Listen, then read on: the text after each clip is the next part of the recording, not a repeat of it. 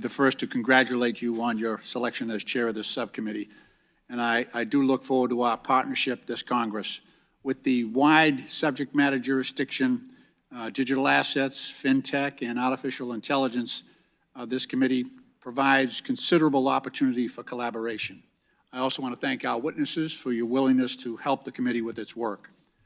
The Trump administration and House Republican leadership have clearly demonstrated their eagerness to enact crypto-friendly laws and regulations.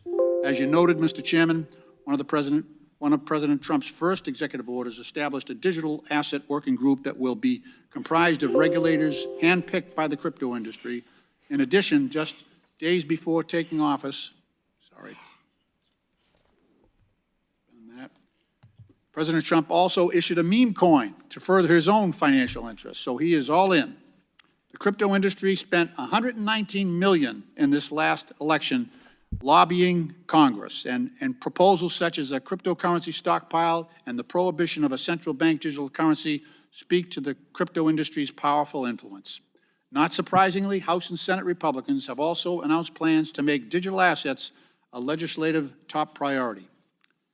Nonetheless, cryptocurrencies remain highly volatile and speculative instruments that, if poorly handled, have the potential to destabilize our economy. I continue to have serious concerns about crypto scams, money laundering, and illicit finance uses. In 2023, Americans lost over $5.6 billion to such scams, and illicit addresses received approximately $40.9 billion in cryptocurrency.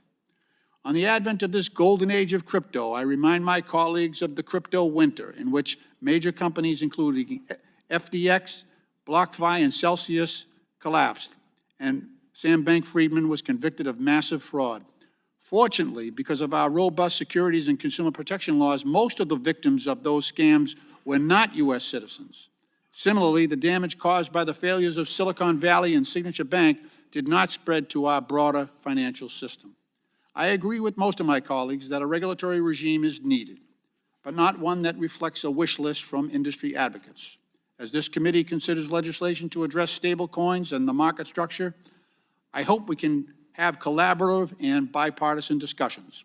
We must seek input from law enforcement, the Financial Crimes Enforcement Network, academics, and other experts to ensure robust consumer protection, anti-money laundering, and illicit finance safeguards are in place.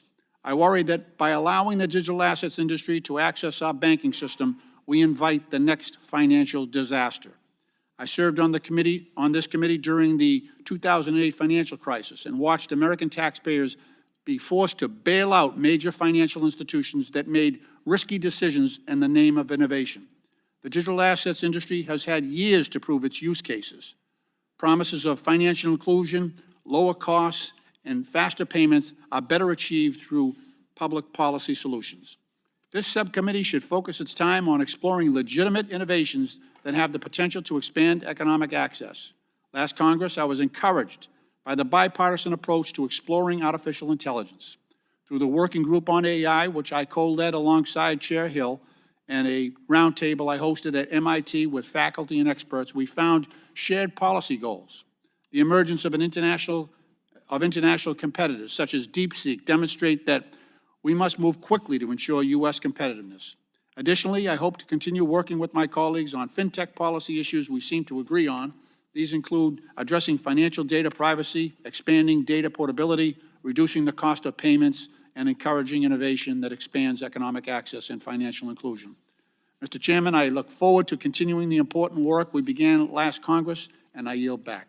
Gentleman yields back. I, too, look forward to working with you, Representative Lynch. I think we have a great opportunity in front of us. The chair now recognizes the ranking member of the full committee, Ms. Waters, for 1 minute. Thank you very much. Here comes some horseshit, you guys. Ms. Waters is going to spew a bunch of nonsense. On digital assets, co-president Elon Musk and Trump continued their hostile takeover and illegally shut down the Consumer Financial Protection Bureau. I find it somewhat disheartening to hear my colleagues talk about guardrails for stablecoins or digital assets as the agency that has clawed back $21 billion from predatory companies for harm consumers is being dismantled. That being said, I unveil the fruits of nearly 3 years of work between former Chair McHenry and myself, stablecoin legislation that was jointly drafted by my staff and Chair McHenry's. I believe that this legislation provides the best foundation for moving forward to get a federal framework signed into law. I thank you, and I yield back. The gentlelady yields back. Today, we welcome the testimony of Mr. Jonathan Yahim, the Deputy General Counsel and Global Head of Policy and Government Relations at Kraken Digital Asset Exchange. Mr. G. Kim, President and Acting CEO at the Crypto Council for Innovation. Mr. Coy Garrison, Partner at the law firm Steptoe. Mr. Jose Fernandez de Ponte, the Senior Vice President and General Manager of Blockchain, Crypto, and Digital Currencies at PayPal. And Mr. Timothy Masid is a Research Fellow and Director of Digital Assets Policy Project at the Kennedy School of Government of Harvard University. We thank each of you for taking your time to be here. Each of you will be recognized for 5 minutes to give an oral presentation of your summary. Without objection, your written statements will be made a part of the record. Mr. Yahim, you are recognized for 5 minutes for oral remarks. Chairman Style, Ranking Member Lynch, Committee Ranking Member Waters, thank you for the opportunity to testify today. My name is Jonathan Yahim, and I serve as Global Head of Policy and Government Relations at Kraken. Our business was founded in San Francisco over 13 years ago and has steadily grown into one of the world's largest and most trusted digital asset exchanges. I've served in my current role for over 3 years and spent the prior 15 years in private sector roles based in US and Europe, including over a decade of experience with two of the largest traditional market infrastructure groups. Kraken has invested heavily in supporting effective policy outcomes around the globe. This includes engagement with governments, regulators, and our industry partners across the US, EU, UK, Canada, Australia, and many other developed and emerging markets. Here in Washington, we've continued to support our leaders in Congress in passing foundational market structure legislation necessary to regulate centralized intermediaries and secondary market transactions. Kraken's role in the digital asset ecosystem is diverse. Today, we serve over 15 million customers around the world. We custody over 42 billion in assets on our platform. We have a team of over 2,000 professionals across 60 countries that support the 24/7, 365 global nature of the users and markets that we serve. We advance our mission to expand the adoption of cryptocurrencies in 3 key areas. First, we operate a centralized exchange for crypto markets. We offer a staking program and related products and services. Second, we power traditional market investment allocation into digital assets. This includes derivatives offerings in eligible jurisdictions, the world's leading benchmark provider, which powers a majority of the exchange-traded products that have been approved for trading here in the US and other major markets. We also operate a novel state-chartered bank, which offers institutional custody under an innovative Wyoming legal framework. Third, our on-chain business includes our wallet and layer 2 blockchain called Inc., which serves as a seamless bridge to DeFi for our new frontier of innovative developers and users. Despite the growth in our markets and years of bipartisan work in Congress, the US has fallen behind other jurisdictions in passing fundamental rules for centralized intermediaries. The opportunity and urgency for legislative and regulatory clarity is here. Meaningful progress has been made despite the failed and harmful policy approaches we saw in the last administration, which included regulation by enforcement and downward pressure through the banking system.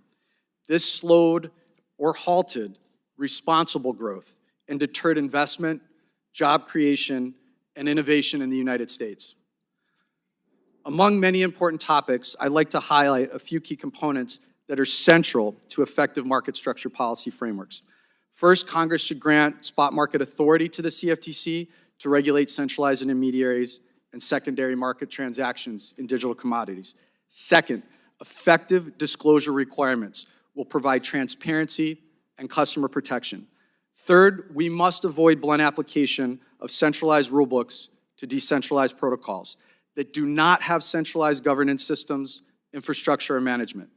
Policymakers must continue to evaluate and craft best practices and distinct policy approaches to address DeFi. The leadership from many distinguished members of this committee has proven that good crypto policy is not partisan. Speaking from my own experience the last several years and on behalf of my colleagues at Kraken and around the industry, we are incredibly encouraged to see Congress and the administration now working together towards regulatory clarity. The U.S. must pass rules that are fit for the U.S. markets. But there is often great value in learning from other jurisdictions that have already advanced foundational rules of the road for centralized intermediaries. As we look ahead, U.S. leadership and international cooperation will be necessary to avoid market fragmentation and support the inherently global nature of the digital asset ecosystem. Industry consensus and nonpartisan collaboration is critical for the United States to accelerate towards these goals. We look forward to continuing to support these efforts. Again, I thank you for the invitation and look forward to our discussion. Thank you, Mr. Yahim. Mr. Kim, you're recognized for 5 minutes. Thank you, Chairman Style, Ranking Member Lynch, and members of the subcommittee for the opportunity to testify today on how the United States can best chart its path forward to ensure a golden age for digital assets. I believe that achieving this goal will require a comprehensive federal legislative framework for digital assets. I am pleased to represent the Crypto Council for Innovation, CCI, a global alliance of industry leaders across the digital asset space.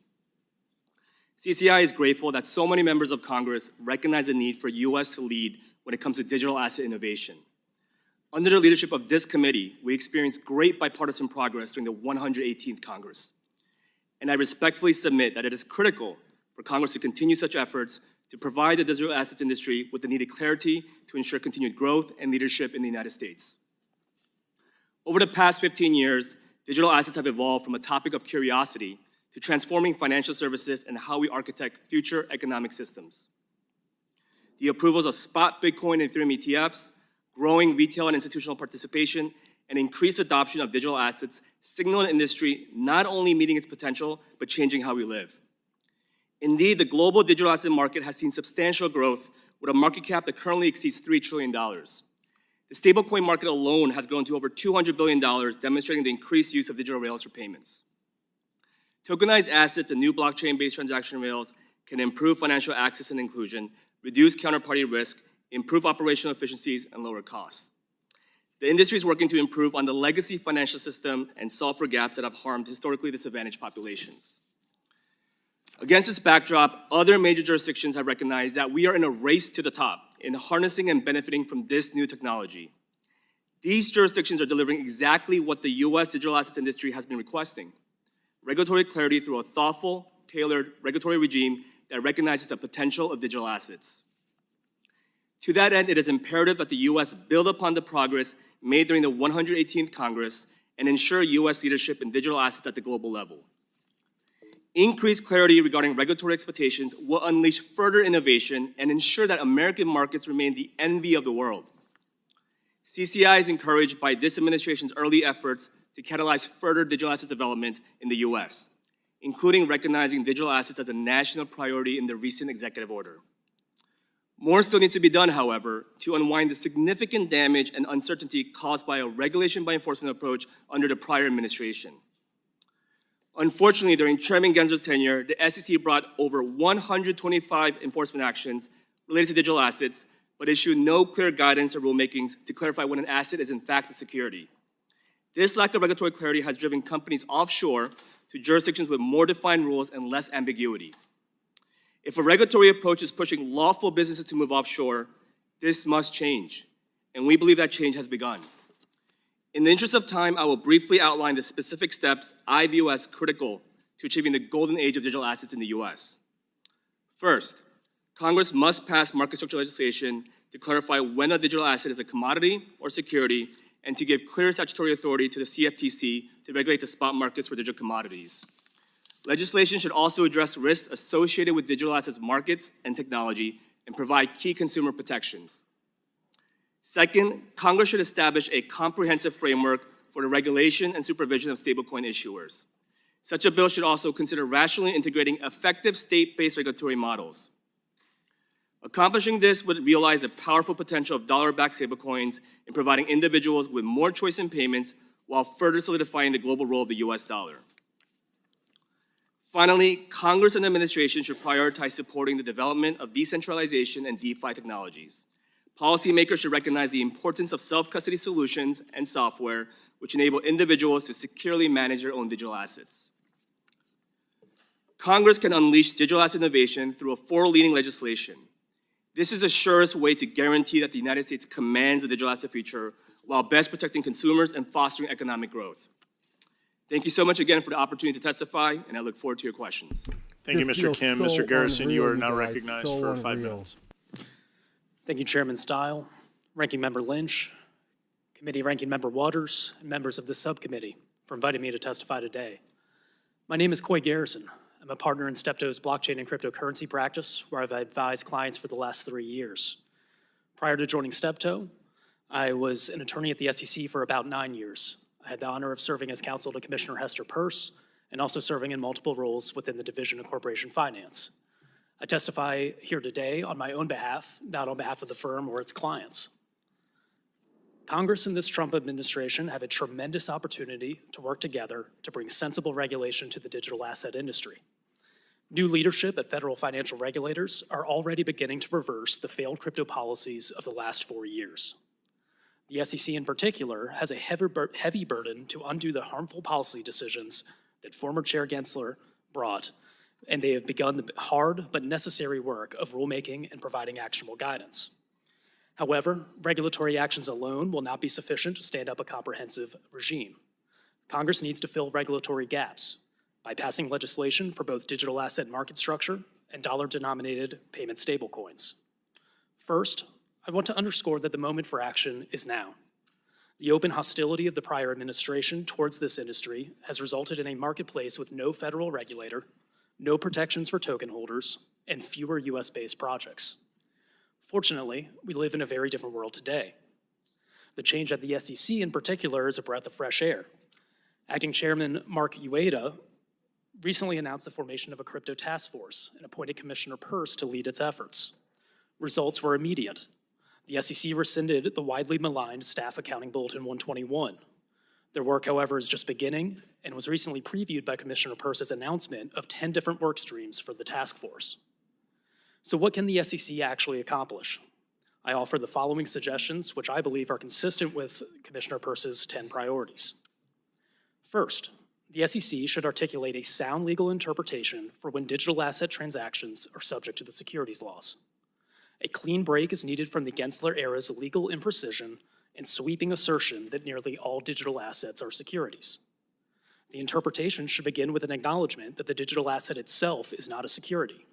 A disciplined transaction-by-transaction analysis must be used to determine whether an investment contract is present because it is required by the case law and should be adhered to by the Commission. Second, the SEC should consider withdrawing Gensler-era litigation alleging unregistered exchange, broker-dealer, and clearing agency activities. As a preliminary matter, it is far from clear that these transactions meet the elements of the Howey test. Even if the new SEC believes that it has jurisdiction over secondary market transactions, consideration should be given to whether beginning a rulemaking process would be a more productive pathway to the registration of covered entities. In an encouraging sign, I note that just yesterday, the SEC and Binance filed a joint motion to stay their litigation for 60 days. Third, the SEC should consider how to better facilitate token offerings in the US by amending existing exemptions and dusting off Commissioner Peirce's token safe harbor proposals.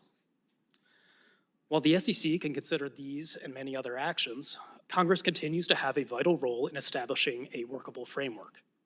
With respect to market structure, I urge the subcommittee to consider the following principles for inclusion in any legislation. The need to establish clear lines between the SEC and the CFTC, and a process to determine which transactions are subject to the different agencies' jurisdictions. Requiring disclosures that are tailored to the needs of digital asset holders. Allowing for disintermediated trading and real-time settlement of digital assets.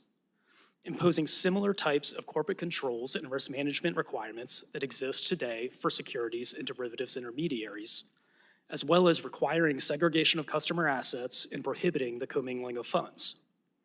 A second regulatory gap that requires congressional action is the federal oversight of dollar-denominated stablecoins.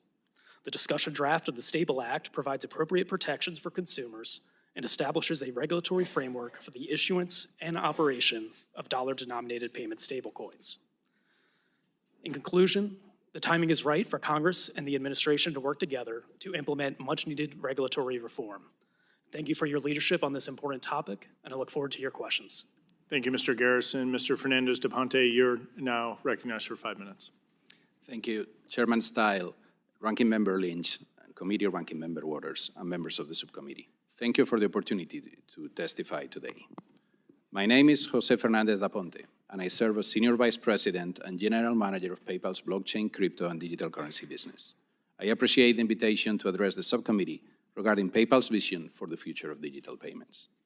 Today, I would like to focus my remarks on how responsible innovation can enhance payments infrastructure and make the digital economy more efficient for all participants.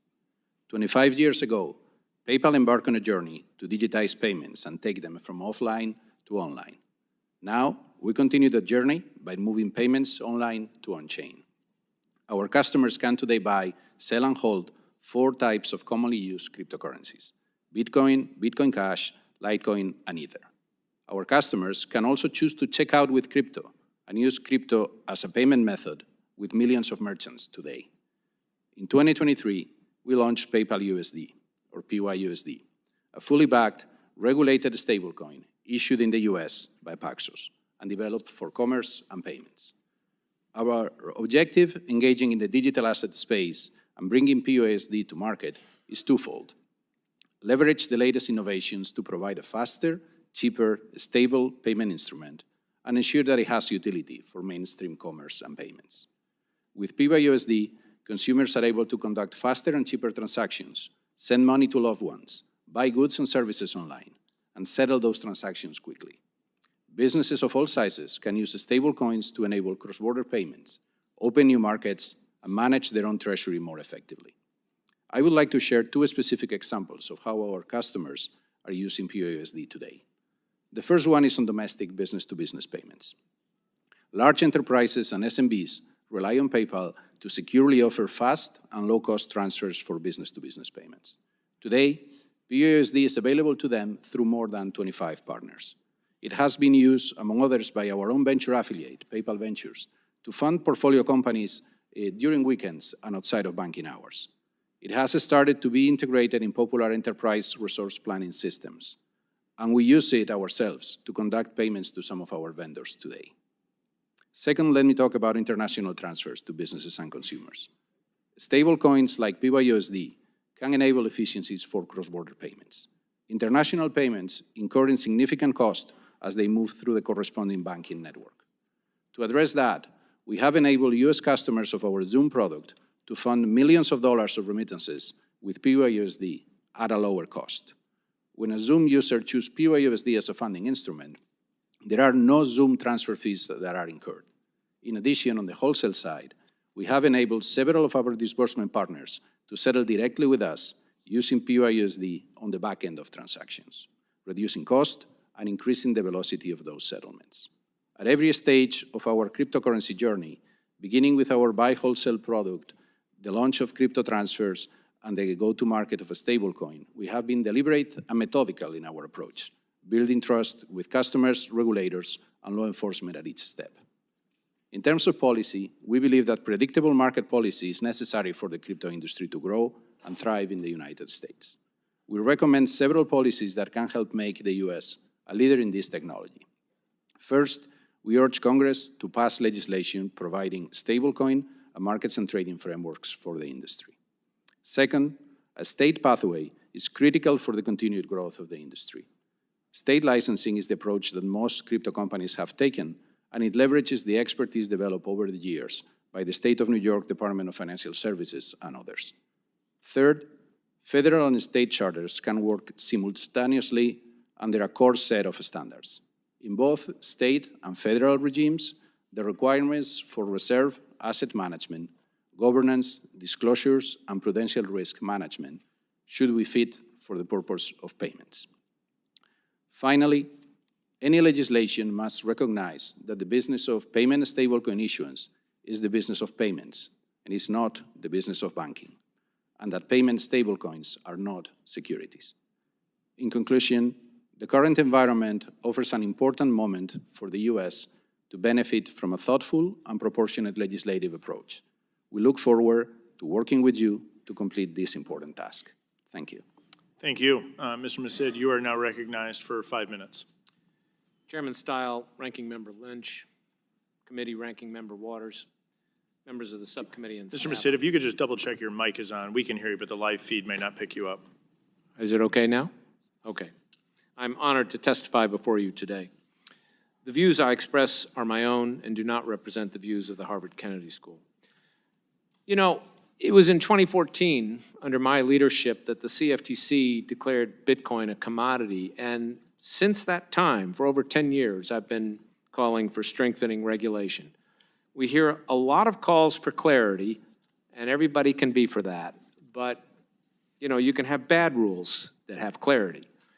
We need a regulatory framework that truly encourages responsible development of this technology and not just more of the speculative activity and the abuses that we've seen far too much of to date. I'm going to focus on stablecoins. It's the most useful application of the technology to date, and I applaud the committee for prioritizing that. The Stable Act has many features I support, such as full reserves for tokens, limitations on the activities of an issuer, but there are many areas where it is deficient, and it is substantially weaker than what was negotiated between the former committee chair and the ranking member last fall, which the ranking member introduced yesterday. I want to highlight 5 issues. These are discussed, as well as others, in more detail in my testimony. First, the legislation provides for federal and state chartering, but there is far too much risk of weak state standards and an inadequate review process, and there is no ongoing federal supervision of state issuers. That's a prescription for a mess. We want people to have confidence that any stable coin is truly stable and worth $1, regardless of what state it comes from. We don't want to provide insurance for that, as we do with bank deposits, so we have to do it through sufficient national standards and supervision. Secondly, the legislation does not address the bankruptcy of a stablecoin issuer. If an issuer fails, the standard corporate bankruptcy process would likely apply. That means you've got the automatic stay, holders will not get their money quickly, and the process could take years. And there could be contagion and significant collateral damage. The legislation needs to create a dedicated resolution process that minimizes those risks. Third, I don't think it does enough to address the risks of financial crime and evasion of sanctions. It says issuers are subject to the Bank Secrecy Act. That's a good thing. But the BSA relies on centralized intermediaries. Stablecoins can be transferred and traded without going through a centralized intermediary, and they can be transferred through an intermediary that doesn't even comply with the BSA. So we need to extend the regulatory perimeter and be more creative in tackling these risks. Fourth, you know, the act is a bit like putting the lock on the barn door after the horses have left when you think about the market today, because it's not clear to me it would even have much impact on Tether. The legislation says it's unlawful to issue a stablecoin that isn't chartered, but there's no enforcement mechanism for that and no penalties. It needs to have those and an explicit territoriality provision. And finally, there are simply many ways the Act doesn't give regulators enough authority and discretion, given that this could become a very significant market and it will evolve in ways we can't predict. I want to turn from stablecoins and briefly discuss decentralization and market structure.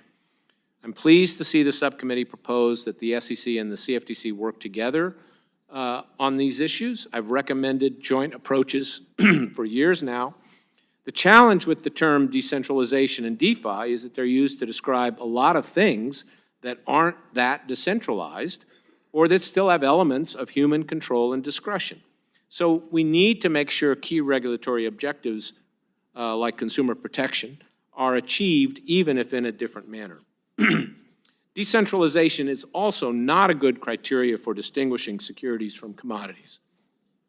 And for these and other reasons, I'm strongly opposed to the FIT 21 Act. It's complex, it will generate more confusion than clarity, and could undermine our capital markets. And you know, it's snowing outside. There's often a lot of snow in this room about this issue, because the notion of security versus commodity, and people say, well, a digital token can never be a security if it's not part of an investment contract. Well, if I have a digital token that represents a share of GM stock, that's a security, regardless of, how it's sold or transferred. So there are better ways to address market regulation. I discussed those in my testimony. Thank you, and I'm happy to take your questions. Thank you very much. We'll now turn to member questions. The chair recognizes himself for 5 minutes for the purpose of asking questions. Last week during a press conference with Chairman Hill, Thompson, Scott, and Bozeman, the White House's AI and crypto czar David Sachs said the administration's committed to working with Congress on a market structure and stablecoin framework. While financial market regulators have the power to clear up some of the regulatory ambiguity related to the digital asset ecosystem, there's some obvious gaps where no regulator has jurisdiction. I want to start with you, Mr. Garrison. We'll kind of jump around, just a little rapid fire to stage set here. Can you help me describe some of those gaps and explain how the ecosystem's been impacted by them? For example, is the crypto spot market lack a clear federal regulator? Yes, it does lack. And is there a regulatory framework for stablecoin and stablecoin issuers? There is not. And is DeFi even contemplated by existing law? It is not. And the ambiguous legal classification of digital assets, is it security, is it commodity? That's an open question. Correct. Okay, so then, Mr. Garrison, in your view, what would be the outcome to the digital asset ecosystem if Congress cannot get these gaps filled? Will companies move offshore to jurisdictions with regulatory certainty or because of possible enforcement actions? Yes, I think we see that today. And would you agree with that, Mr. Kim? Absolutely, Chairman. We're seeing a lot of American businesses moving offshore due to the lack of clarity in the United States. And you see the same thing, Mr. Yaham? Absolutely. Regulatory clarity drives investment and growth for businesses like ours. Would you foresee the U.S. having to import regulatory standards and market practices from other countries if the United States fails to act, Mr. Garrison? Yes, that is a likely outcome. And do you think we're already lagging behind in this space today? Yes, other jurisdictions, including the European Union, United Arab Emirates, and Hong Kong are further ahead. And I want to come back to you with there being no standards in the U.S. for some of these crypto companies. Consumers who are trying to vet different projects, different tokens, how is that altering the market with a lack of regulatory clarity in the United States? There's a lack of consistency in the types of disclosures that are provided and how. There's a lack of consistency in the protections that are provided to persons engaging in digital asset trading. Let me now jump to you, Mr. Kim, and say, what if we did put in place a framework for stablecoin for the ecosystem, to have a regulatory framework governing stablecoin issuances? With those stablecoin ecosystems, can they actually develop with established legacy financial institutions taking part?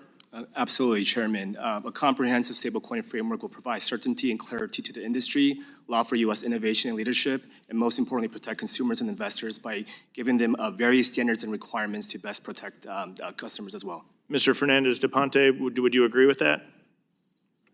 I will. It's a strange circumstance that today the majority of dollar-denominated stablecoins are actually issued outside of the U.S., and there are many jurisdictions that are moving faster in that space.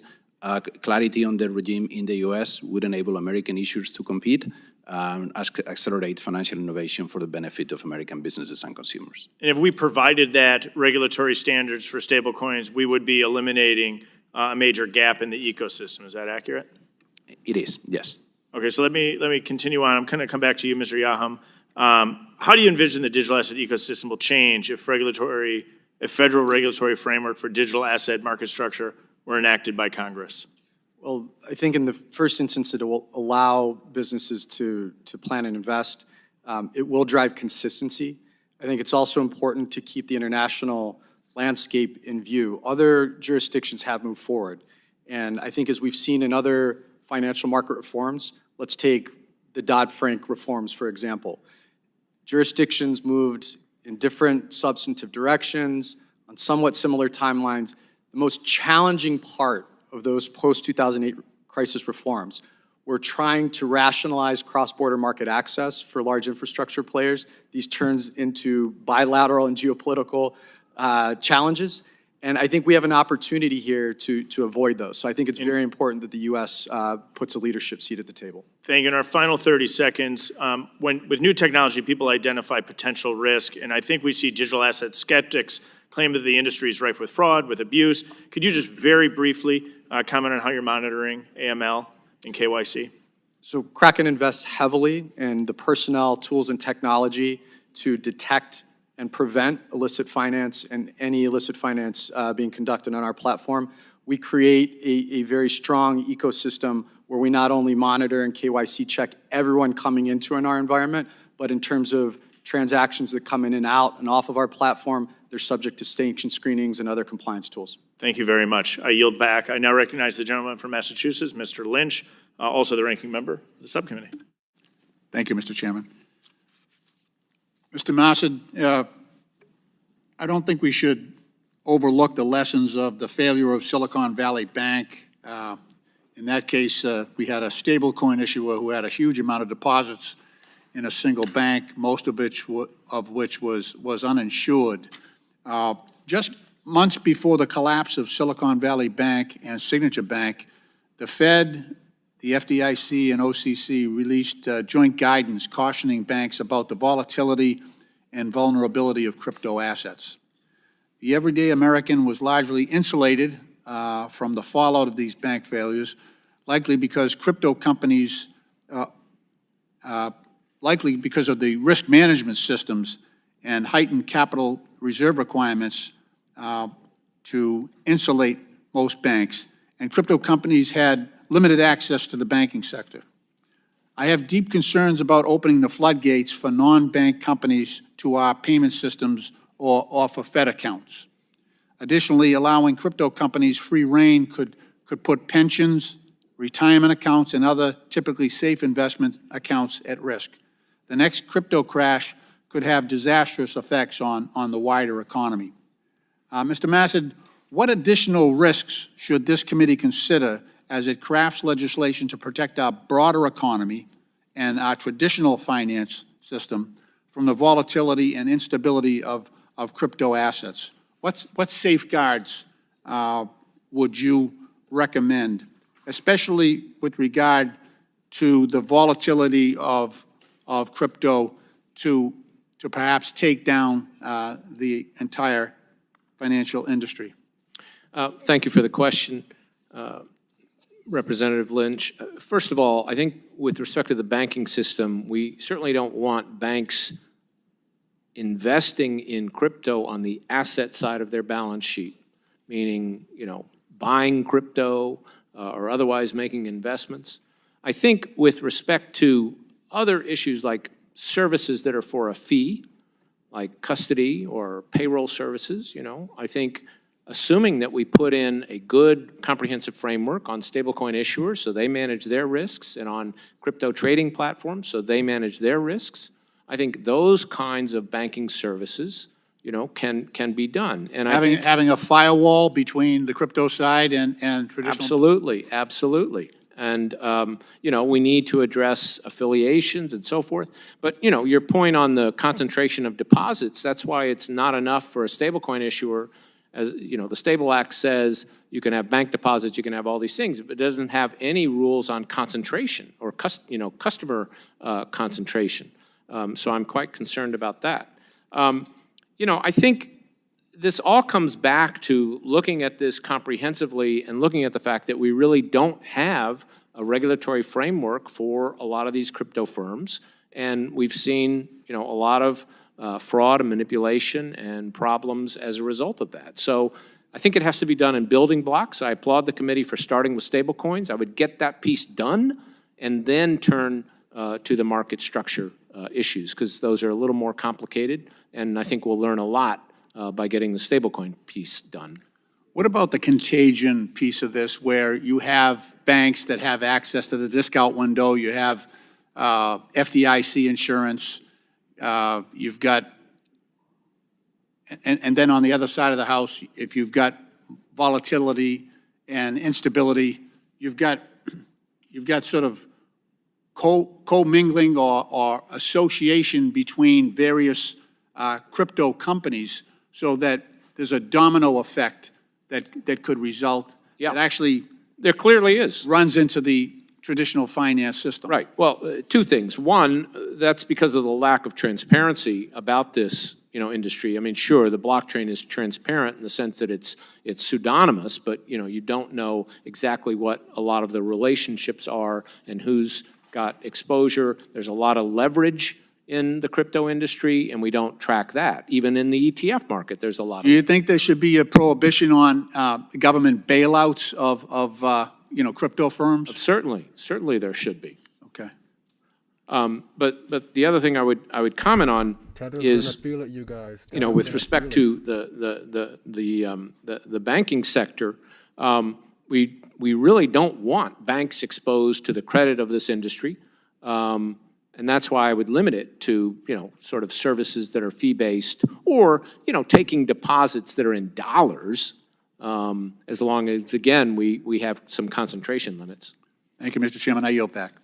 Gentleman yields back. The gentleman from Michigan, Mr. Huizenga, is recognized for 5 minutes. Thank you, Chairman Stile, and I do just want to extend my congratulations to you as well, becoming chairman of the Digital Assets Subcommittee and having been the former chair of the Capital Markets Subcommittee where a lot of these issues were housed. I know this is complicated and well-deserved, though, on your part, but also congratulations to Chair Hill for seeing that we needed to break this out. I think this is a very positive thing, so I look forward to working with you all. Mr. Garrison, Mr. Yahim, let me start with you. Digital asset market participants have rightfully criticized the lack of predictability and certainty. And going back to 2019, SEC Chair Jay Clayton actually attempted to provide some clarity by releasing a framework for investment contract analysis of digital assets. But we've just seen and just exited the last 4 years where former Chair Gensler famously told crypto firms to come in and register, whatever that meant exactly. They provided very little direction or way for that to actually happen. Instead, it seemed that firms received was a threat of enforcement for doing so. Is it fair to say that the SEC has thus far not produced desirable or discernible standards for digital asset ecosystem that facilitate consistent application of the rules? Mr. Yahim? Mr. Garrison? Congressman, thank you for the question. That's absolutely true. There's just been a complete lack of policymaking, and it's been a regulation by enforcement regime using a decades-old jurisdictional test to try to shoehorn the diverse set of digital assets in the market into the securities laws. And let's just be clear, regulation through enforcement is a bad thing, right? It is a bad thing. Okay. Sometimes some of my colleagues and friends don't always see it that way. They just think that that's another tool in the toolbox, but that lack of predictability, I would think, would be very harmful. It's been in stark contrast, Congressman, to, we've watched in many major markets around the world a constructive policymaking process where jurisdictions have crafted definitions, passed legislation, passed regulation. We're in the implementation phase. It has been the exact opposite experience here in the United States. Mr. Garrison, I want you to answer this part. What must be done to ensure consistent guidance regarding the classification of digital assets? So I think the SEC needs to take a deep breath and start afresh on its guidance. The 2019 guidance that you mentioned, while well-intentioned, has over 60 factors and no way to actually weigh the different factors. That's simply not actionable. There's I think good news is Acting Chair Ueda is seemingly doing that, taking a very different approach. One of his first was to rescind the Staff Advisory Bulletin 121, SAB 121, followed by the creation of a crypto task force headed by fellow Commissioner Hester Peirce. So additionally, we've seen the SEC pause some of their pending crypto-related enforcement actions, citing a desire for potential resolution. Mr. Kim, beyond these examples, what other actions could the SEC pursue as far as low-hanging fruit to improve its approach in digital asset regulation that Congress could legislate? Thank you very much for your question. First of all, I want to just reiterate that it's been so encouraging for the industry to have the SEC Crypto Task Force and the new SEC leadership welcoming and willing to work with the industry In addition to pausing or withdrawing enforcement actions based solely on registration violations without any allegations of fraud or egregious conduct, it's clarifying some of the issues that the industry has been requesting. What is a security? Clarifying and confirming that a stablecoin that is backed one-to-one US dollar denominated is not a security, and just continue to work with industry. The industry wants to work with our regulators to make sure that we can enhance clarity and provide for US leadership. I've got about a minute left. I want to try to hit a couple of quick things, but Mr. Yahem, in 2023, the SEC went after Kraken's staking program. You operate in over 200 countries, is that correct? That's correct, yeah. Okay, that's a fair number. Being a member of the Foreign Affairs Committee, I know that constitutes much of the known digital world on that. But did any other regulator around the world shut you down as former Chair Gensler did? No, Congressman, and I think, to put our global operations in context, in those jurisdictions that have advanced clear rules of the road, we've worked with regulators to put those in place, and we are regulatory compliant. There are a lot of jurisdictions that haven't, and markets operate on a verse solicitation basis, but most of our business is across North America and Europe, where we see regulation moving forward. My time has expired, but I will put a question into you all about whether U.S. lawmakers should be concerned what Europe was first out of the gate with some of their regulations and their framework, and what lessons can the U.S. learn from MiCA. So with that, Mr. Chair, I yield back. The gentleman yields back. The gentlewoman from California, Ms. Waters, who's also the ranking member of the full committee, is recognized for 5 minutes to ask Here questions. goes Ms. Waters again. Mr. Massad, consumer protections are under attack in this country, and this will have profound consequences for all of our constituents. As Elon Musk and the Trump administration try to delete the CFPB, Republicans on this committee have offered stablecoin legislation that is also light on consumer protections. In the legislation I released, there are robust protections for consumer wallets, including risk management and financial resource requirements to ensure consumers do not lose their payment stablecoins to the scams and fraud that have plagued the crypto industry for far too long. What will it mean for consumers if these protections are stripped away, as Republicans on our committee have suggested? Well, I think you're exactly right, Congresswoman, that we could see a lot of consumer harm. Today, stablecoins aren't stable because we don't have this framework around them.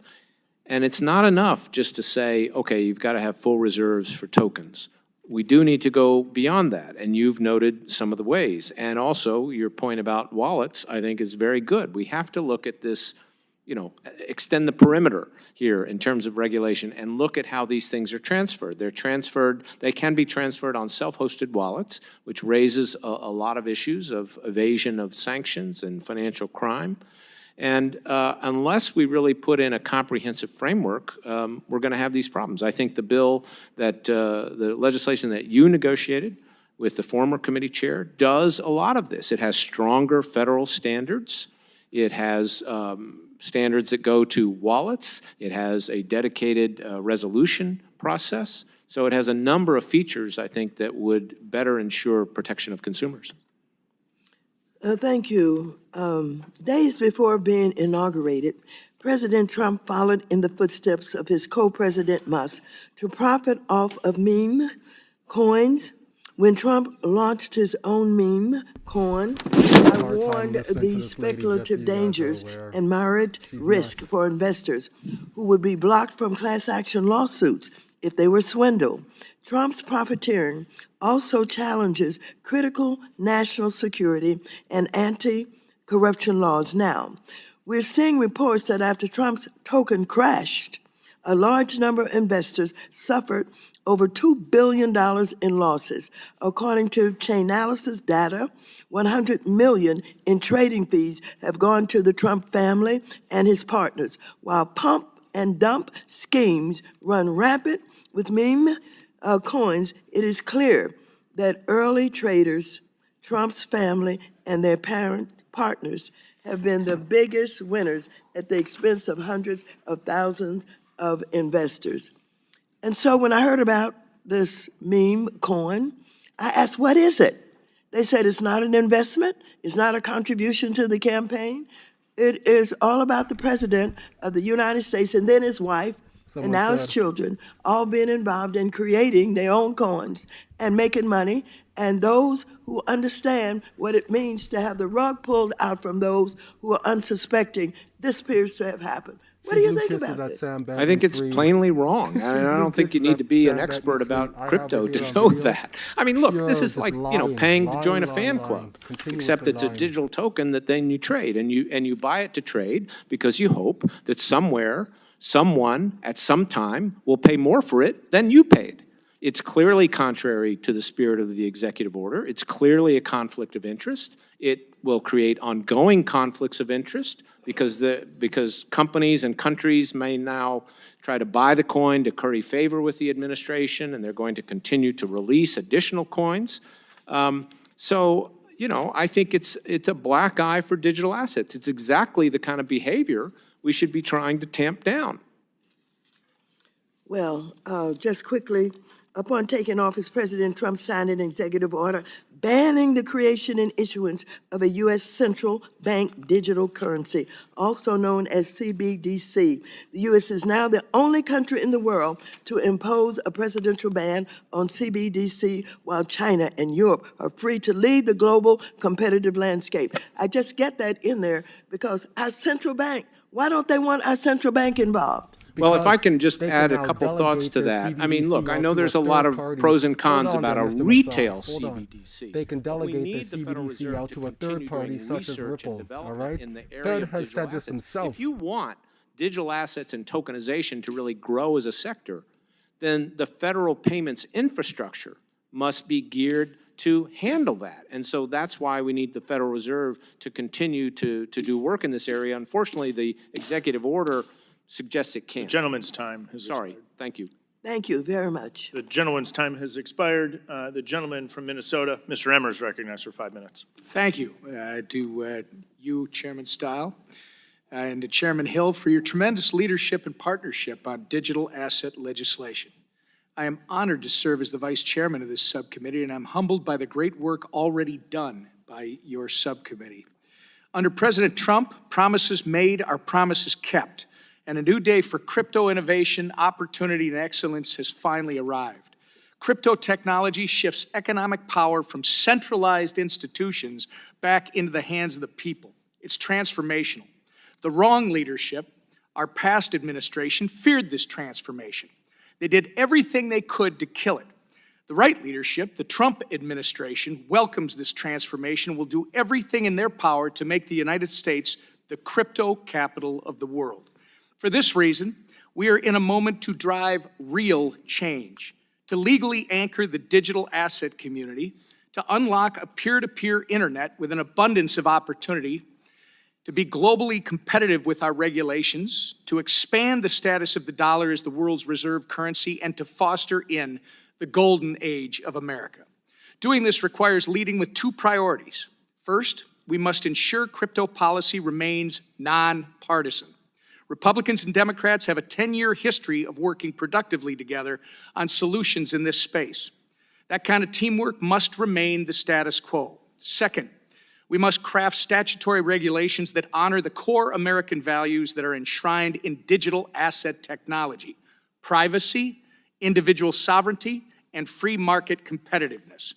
I'm encouraged by the strong nonpartisan coalition of members on this subcommittee and this full committee who have put up American values at the forefront of crypto policymaking. This Congress, I look forward to supporting this subcommittee as its vice chair in drafting and passing stablecoin legislation and market structure legislation. I also look forward to passing the CBDC Anti-Surveillance State Act, which bans the government from ever creating a central bank digital currency, and the Blockchain Regulatory Certainty Act, which gives entrepreneurs the legal clarity they need to innovate right here in the U.S., and the Securities Clarity Act, which codifies in law that a token is separate and distinct from an investment contract. This committee has long been at the forefront of innovative policymaking, for the digital asset ecosystem. In this Congress, I'm excited to see the legislative products of our labor pass and get signed into law. Thank you again, Chairman Stile, Chairman Hill, and my colleagues across the aisle for your longstanding partnership in good faith to unlock an abundance of economic opportunity for our constituents. We have a lot of work ahead, but our constituents can trust that a great bipartisan team here in Congress will bring this across the finish line and deliver for the American people. Again, I'm honored to serve as your Vice Chairman, Mr. Stile, and I yield back the balance of my time. We're honored to have you as our Vice Chair. We look forward to your participation. The gentleman yields back. The gentleman from Illinois, Mr. Foster, is recognized for 5 minutes. Thank you, Mr. Chair, and congratulations. And thank you to our witnesses, particularly Mr. Massett. Your testimony is really excellent. I read it twice, and I urge anyone who wants to sort of understand the issues here to have a long read on your testimony.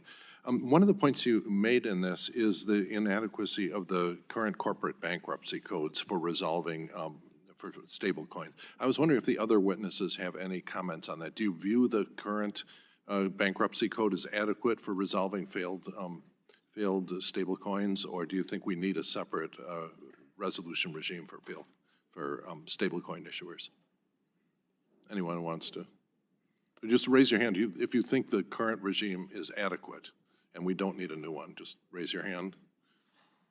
Okay, so it looks like all of you agree that we need some kind of new resolution regime for bankrupt issuers of stablecoins. So that really should be on our to-do list on here. Let's see, Mr. Jackson, you emphasized the regulatory oversight over your platform, but as Mr. Massett points out, that's only half the battle.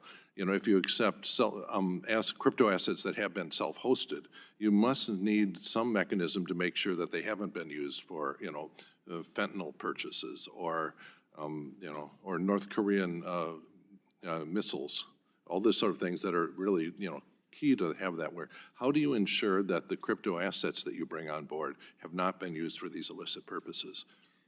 Thank you for the question, Congressman. Kraken employs a zero-tolerance policy for illicit finance. And if you think about our ecosystem, there is KYC, there are KYC and AML checks for every user that comes on board. Just to be specific, let's say you've had Bitcoin that's gone through these washers and transferred to other anonymous currencies, and then it shows up in your platform from a self-hosted wallet. How do you have any idea whether that money's been? Thank you for the question, Congressman. This is the beauty of blockchain technology, and I think this is where the blockchain analytical tools really power this ability to surveil, detect, and prevent this type of behavior. We employ these tools to ensure that not only all the transactions within our environment and on our platform are subject to these screens, but also onboard, offboard, and if we're interacting with other centralized intermediaries, self-hosted wallets that are owned by our customers, those are subject to sanctions. That are owned by your customer. Yeah, I'm not worried about your customers, the people you KYC'd. I'm worried about people that are out there on the dark web, trading anonymously with self-hosted wallets to buy fentanyl precursors or all the things that are, killing Americans or the North Korean nuclear missiles that threaten us. So it seems like, or if you have a solution to that actually works, I've been asking for it for 10 years and haven't received it. And so if you could, for the record, say exactly how you can guarantee that when you bring on a crypto asset, that value has not been used in an illicit transaction. If you could answer that for the record, I'd appreciate it, because it's one of the two things that, for one of the reasons why we've actually, over the last 10 or 12 years, passed exactly zero legislation on crypto, is that the two fundamental issues are anonymity and finality. So just, for an example on the finality, why that's so tough, if someone comes, if you're self-hosting and someone comes and puts a gun at your head, drags you into an alley, says, get out your cell phone, transfer all your crypto to me, is it your view that you're just screwed and that's it? That money has disappeared into another self-hosted wallet, wandered off to the dark web? Or do you think that we need some way of tracking it down and find out where it went? Well, Congressman, I think it's really important to put the market into context here. The crypto markets have reached over $3.5 trillion. 85 to 90% of that activity today goes through centralized intermediaries like Kraken and It's the other- 15% that is threatening us with nuclear missiles we cannot stop from North Korea. All right, I'm not worried about the 85%, and I'm not even, anyway, so if you have a solution Well, to either. Congressman, if I may, I think the 85 to 90% is what we're here to talk about today. That is why it is so important for the United States to move forward with market structure regulation. If we can, there are many issues to debate over the next several years, but we need to move now and put that basic foundation in place. Okay, like unless other the major jurisdictions 85% have. is used as an on-ramp for the 15% that's killing Americans. Yeah, Mr. Massey, you look like you wanted to say something. Well, I was just going to say, when I hear the industry defend it this way, and yet at the same time they want to promote DeFi, so you might say, well, okay, are you willing to somehow restrict DeFi and have everything go through centralized intermediaries so we can have BSA checks? Thank you, my time's up. Yield back. The gentleman yields back. The gentleman from Ohio, Mr. Davidson, who's also the chair of the Subcommittee on National Security, Illicit Finance, and International Financial Institutions, is now recognized for 5 minutes. Thank you, Chairman, for holding today's hearing, A Golden Age of Digital Assets. Given the title, I think I'll get a question in at least on gold-backed stablecoins. But I want to strongly support legislation that provides legal clarity for payment stablecoins. First, traditional stablecoins are priced at $1 per token, and they are backed by custody of $1 of either cash or cash equivalents like U.S. Treasuries. As the name implies, a gold-backed stablecoin is backed by physical custody of gold. Consequently, with a claim to the gold that's on deposit, each token reflects the market price of gold.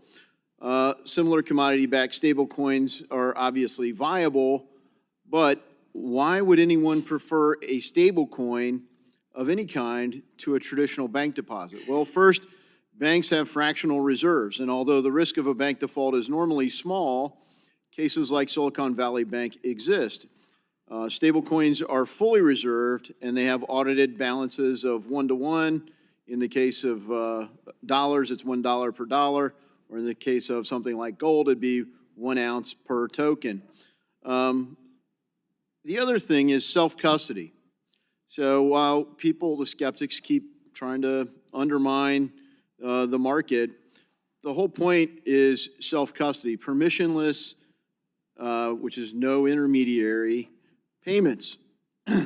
And the idea that you have to go through an intermediary to be trusted basically says that unless the government grants you permission, we just assume you're a criminal, that you're trying to do everything that we want to criminalize.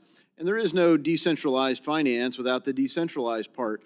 If you don't protect self-custody, you essentially don't have, all you really do is change which intermediaries are involved. You don't really do that much truly interesting work.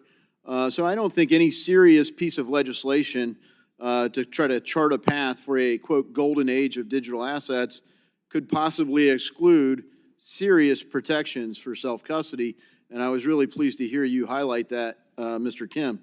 So, Mr. Yakum, Kraken lists some advantages of gold-backed stablecoins. You obviously have them available.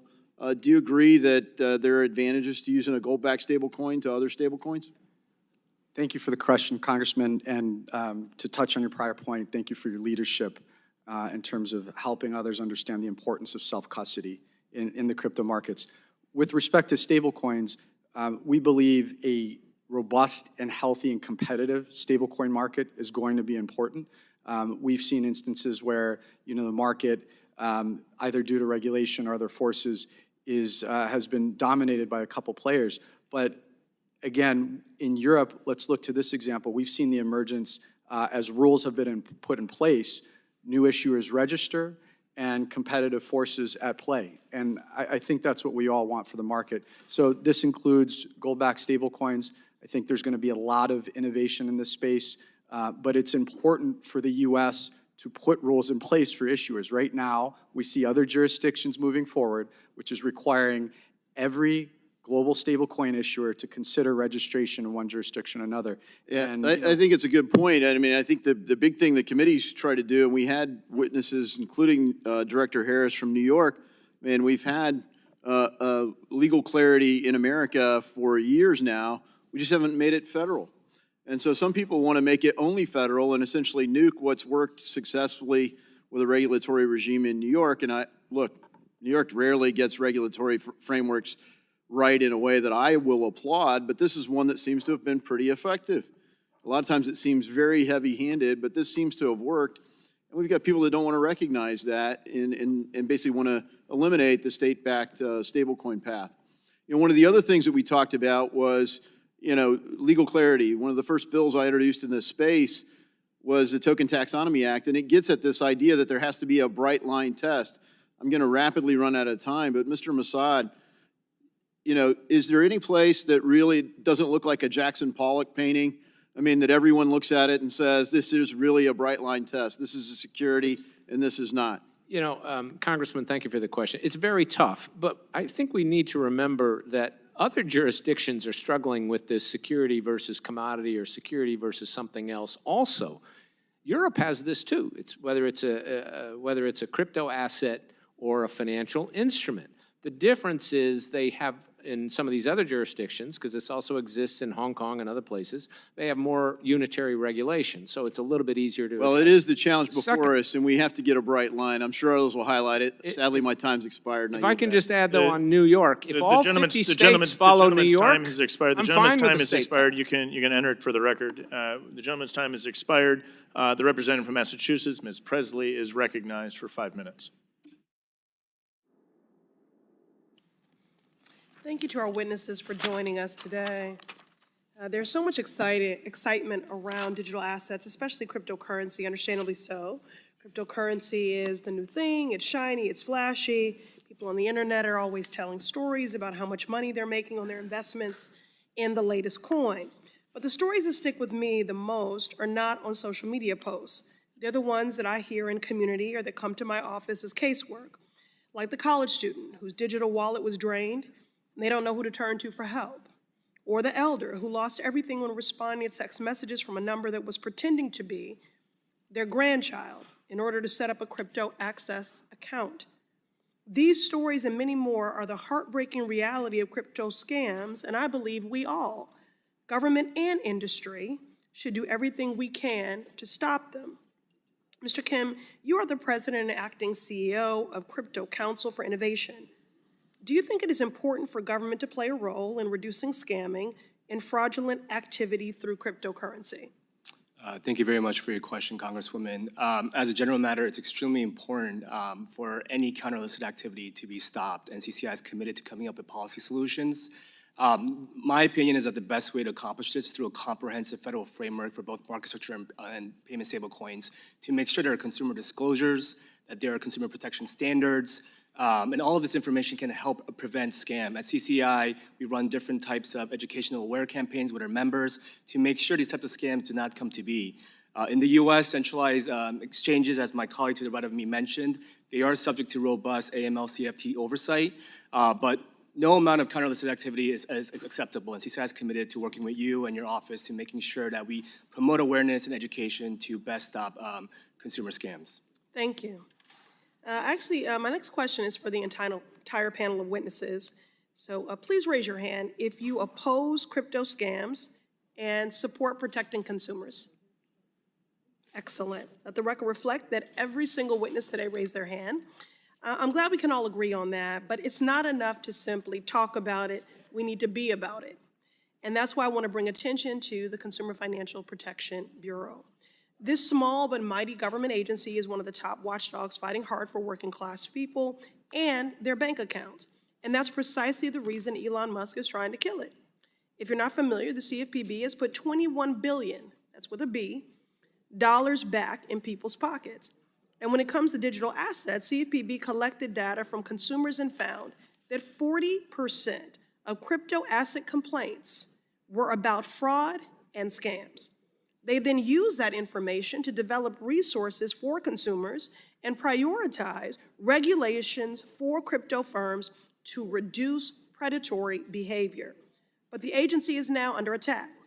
Elon Musk and his so-called Doge Bros have kicked out the employees, locked the door, and stopped all the work from continuing. They did it with the blessing of our scammer and harmer in chief, Donald Trump.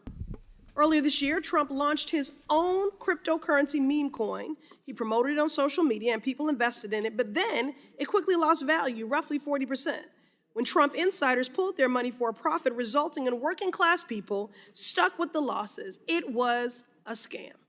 So let's be clear. On one hand, Donald Trump will steal from people through a crypto scam. On the other hand, the hard-working staff at CFPB will fight to get people their money back. And that's why we need this essential agency to be reopened to finish its necessary work.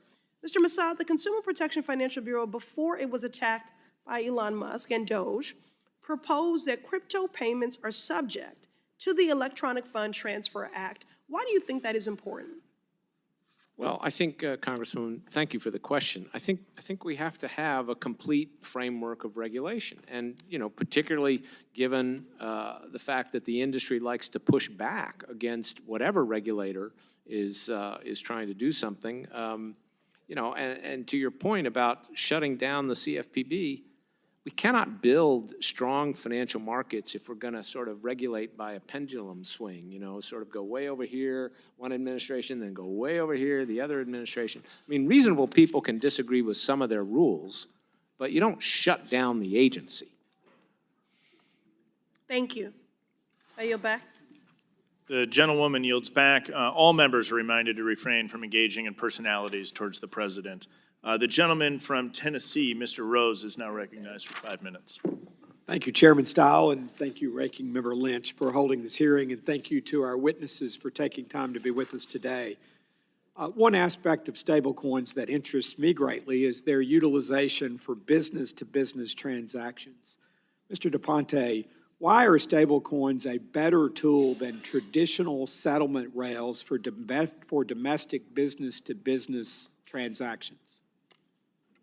Thank you so much for the question. We have been active in the space of crypto for the last 5 years and in the stable coins for the last year and a half. And the reason that we are there is because we are a payments company, not a blockchain company. We see the potential of the technology to bring the next generation of payment rails. And we believe that business-to-business payments is one of the places where we will see that adoption first. In terms of domestic payments, there is a very clear advantage that even in places that have adopted real-time payments in more traditional rails, through transactions with stablecoins on blockchain, businesses can transact outside of banking hours, outside of Monday to Friday, outside of 9 to 5. We see that for many small businesses that we serve, that means that they can get their payments in 2 days earlier. They can get their payments in without waiting for an ACH transfer to settle. We see fundamental advantages in reducing financial costs for those businesses. Thank you. And recently I had a constituent express a great deal of frustration regarding the cost and difficulty of conducting an international wire transfer to pay an invoice. Mr. DePonte, do you see similar benefits when stable coins are used for international cross-border payments between businesses? Thank you so much for the question. If there is value on the domestic side, there is even more value on the international side. The cost of sending an international wire is in the range of $50. The time that it takes to settle is in the range of 3 to 5 days, and there might be other costs associated for the receiving party internationally. When we can do transactions that are fast and cheap, and they can settle 24/7, and they can settle in minutes, we are saving those businesses at least in 3 ways. We are putting 5 days of money back on their balance sheet because they don't need to pre-fund the money. In many cases, they can get better exchange rates because they can time when they do the transaction. And they are also reducing the counterparty risk because they don't need to have pre-funded money with their disbursement partners. I have the luxury of being able to engage with our consumers and businesses. And I remember a few weeks ago, I was talking to one of our small businesses, a pottery business out of Texas, who was very clear that the main reason that she was excited about this technology was not the need to reduce the cost of payments, but to grow her business. And she shared that very really, she had to decline a significant order from overseas, from the Middle East, because they could not figure out the way to make the payment. So if we can provide this fast and cheap and 24/7 settlement vehicle, we will be helping her grow her business and millions of other American businesses.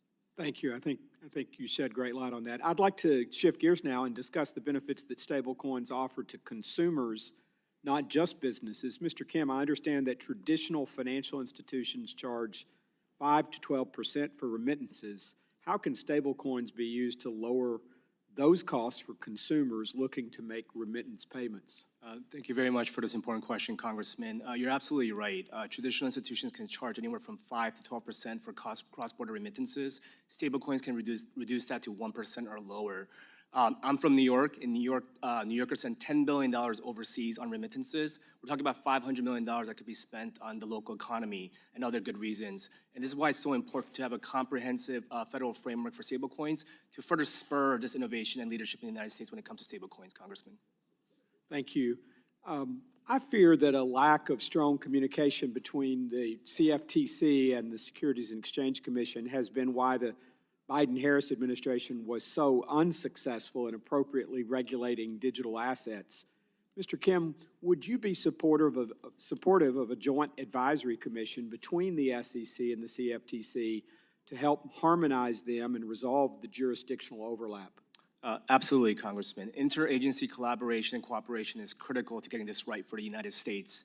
We need clear delineation of responsibilities between two agencies, and this is something that the President's executive order also recognized by establishing the working group. And I want to thank you, Congressman, for your leadership with the Bridge Act as well. Thank you, and I have full faith that this Congress, we will pass legislation regarding both stablecoins and market structure for digital assets. And as we blaze a path forward, it cannot be done without cooperation and communication between the SEC and the CFTC.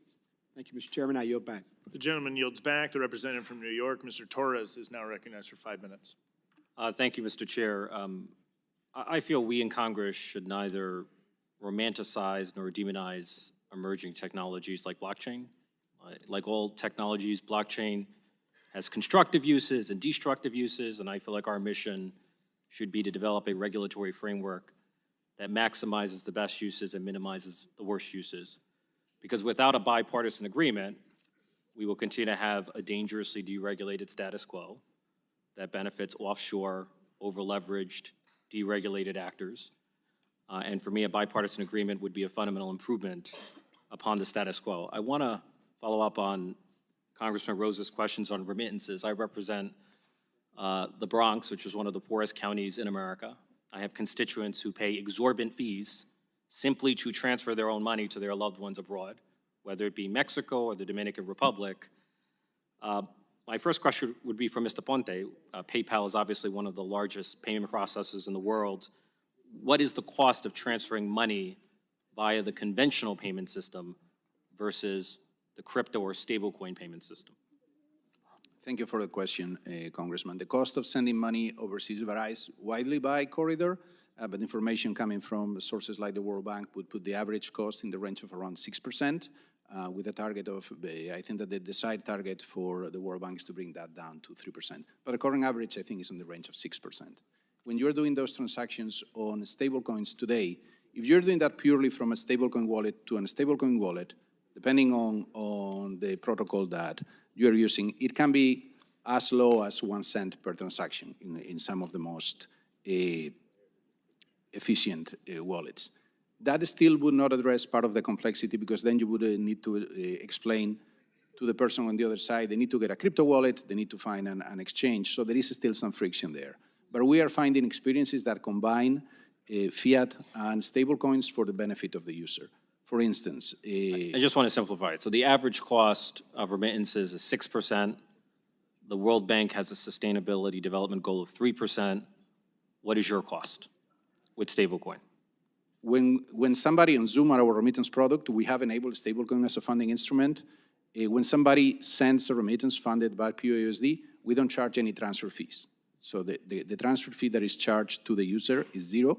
There is still a component on the Forex spread, depending on where that corridor goes. Okay, so it's zero when it comes to the transaction fees, and then if you factor in the spread for the foreign currency exchange rate, what would it be? That would vary. I would need to come back to you for follow-up. Is it less than 3%? In many cases, it will be less than 3%. We're living in a time when foreign demand for U.S. stablecoins is on the, foreign demands for U.S. treasuries is on the decline. And it appears to me that stablecoin issuers are becoming the largest purchaser of U.S. treasuries. it would seem to me that the proliferation of stablecoins can dramatically expand the market for U.S. Treasuries. What impact would that have on the cost of U.S. debt? Thank you, Congressman, for the question. U.S. Treasuries are definitely being established as one of the assets that are being preferred for reserves of stablecoin, and as the market grows, that will undoubtedly drive demand, especially as American issuers are able to issue more here inside of the U.S. and they're able to ride that increase in the market. I don't have an opinion on what that would make for the cost of debt of the United States, but definitely is one of the aspects where net demand for treasuries could grow. Or it seems to me economics would dictate that growing demand for U.S. Treasuries would lower the cost of U.S. debt. But, Mr. Massad, do you feel stablecoins should be regulated in the same manner as banks? Well, not quite in the same manner, but with some similar principles, such as some of those in the Stable Act, like full reserves and capital and liquidity requirements, risk management measures, and so forth. I mean, I've been calling for this for years because not just to address the You would concede that, you know, a stablecoin issuer that has no fractionalization of reserves and no Correct. lending function Agreed. They're is not creating qualitatively different from a bank, They're not creating money. and I therefore would should agree have with its own regulatory framework. Absolutely. Okay. I see my time is about to expire, so I will leave it at that. Thank you. The gentleman yields back. The chair now recognizes the chair of the full committee, the gentleman from Arkansas, Mr. Hill. Thank you, Chairman Stahl, and thank you for your leadership of our important work in the 119th Congress on digital assets. Appreciate the questions of my fellow committee members and appreciate all the witnesses being with us today. Mr. Garrison, today's investors make investments in digital asset projects through a series of exemptions that the SEC has crafted, each with their own advantages and limitations. Could you take a minute and discuss the different exemptions that digital asset projects are currently using to raise money with investors and what the principal obstacles are to that process? Certainly, the primary exemption that most digital asset issuers rely on is Regulation S, which is a safe harbor for offshore transactions to prevent U.S. investors from even participating. So as a starting point, many U.S. investors are just kept out. For those that do issue to U.S. investors, you typically do so through the Regulation D safe harbor, which can only be sold to wealthy investors. So you have to have over $200,000 in income or $1 million net worth to participate in that. So in the U.S., there really is no straightforward way to get digital assets out to retail investors in a either registered or exempt offering. Yeah, so that's helpful to me because this is, you know, what I think the ecosystem has to understand is that not all these needed activities can be taken care of by the commission by itself without Congress. So what would be in your view, the key features of a workable exemption type system that SEC could add to that without Congress? Certainly. So the SEC could use its exemptive authority to add a new exemption similar to Commissioner Peirce's token safe harbor proposals from a few years ago, for example. So a few features that could be helpful there is the ability to access retail investors, as well as tailored disclosure items for this industry, right? So token holders have different interests than a shareholder in a company.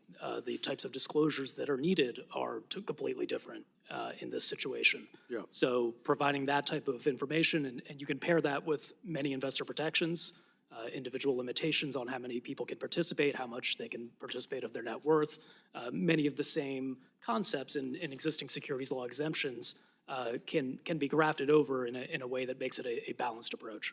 Thank you. I think we've worked certainly with that concept as we've drafted our FIT 21 bill in the last Congress. Bitcoin clearly is the most popular digital asset in the ecosystem. And it's one example where both the SEC and the CFTC have agreed that it's not a security along with Ether. Do you think under the current securities laws it would be possible for a national securities exchange to list Bitcoin and a security alongside each other? Is that possible, you think, under No, no, it is not. Not? You don't believe it is?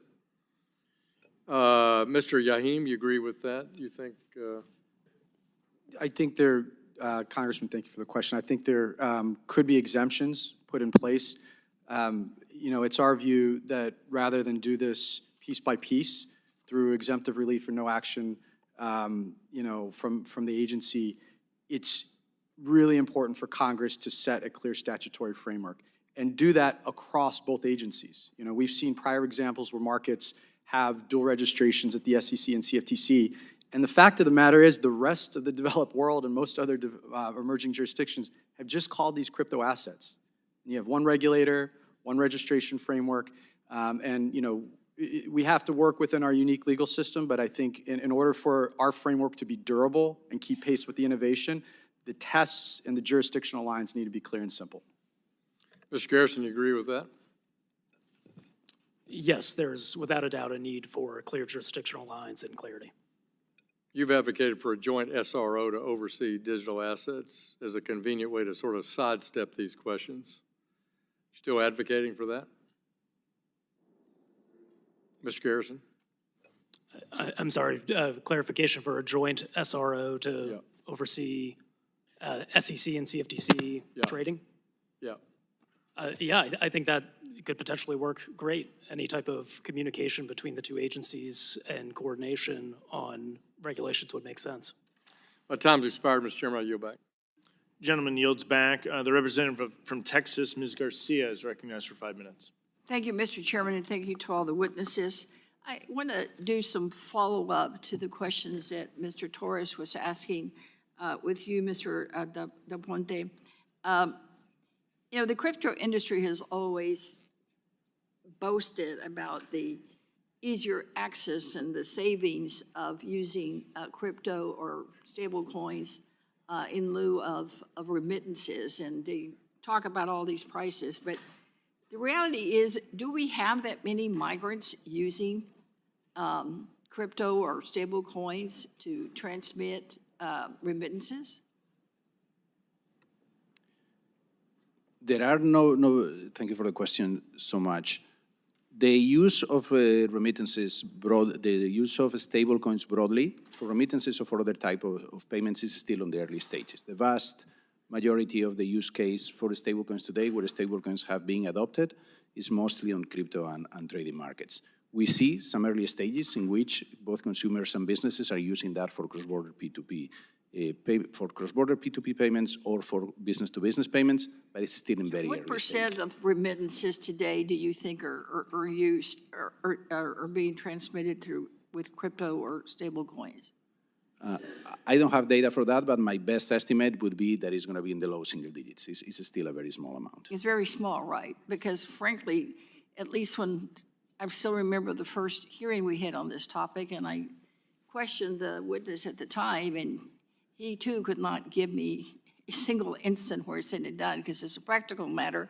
Yes, it may be easier to transmit, but the receiving party has to have the capacity to receive it. It's not something you can just go to the market and buy your milk. Likewise, do you have any data on the breakdown by income of the buyer, customer, consumer, the investor that does use stablecoin or does invest in stablecoin or crypto? I don't know that we have that data, but I can consult with our team. Well, again, it's a question that I've been asking now, it seems like for 5 years, and no one seems to be able to answer that question. Even some of these working groups that are put together and experts come, and you all like to talk about how inclusive this can be and that this will help the unbanked, and it's laudable goals. But the reality is, unless you're really very rich, you're not doing any of this. And the average American just seems to be overwhelmed with this discussion that they don't really even understand what we're talking about.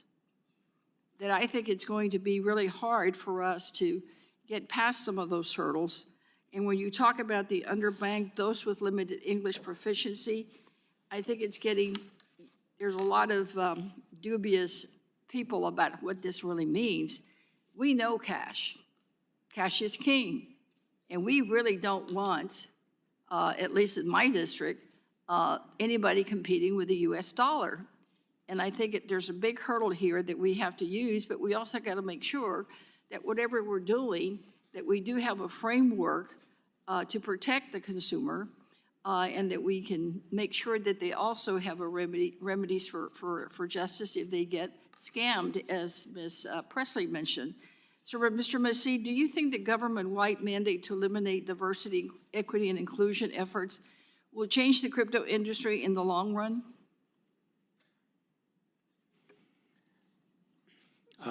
That's a good question, Congresswoman. I'm sure it will. I think it's very unfortunate to eliminate these programs entirely, even if you can find examples of how they've been used that you think are an overreach. The notion that we should eliminate these things, I think, is not good policy. Again, Well, it's part of the branding of this industry from the beginning. And as I said, you know, we'll be there for the unbanked, for the poor person, to send a remittance for everybody. We'll include everybody. We're not going to be like the banks. Well, no, I agree with you that the industry likes to talk about inclusion.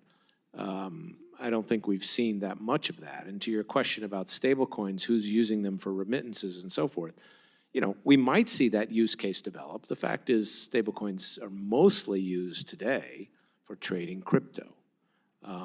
Now, if we had a regulatory framework with sufficient protections that people could have confidence that a stablecoin was really worth $1, then we might see people use remittances. And I agree with Mr. Delaponte that the cost of remittances is very, very high, and we should be looking for ways to bring it down. There are other companies trying to bring it down through non-blockchain technologies, and they're making progress in that regard.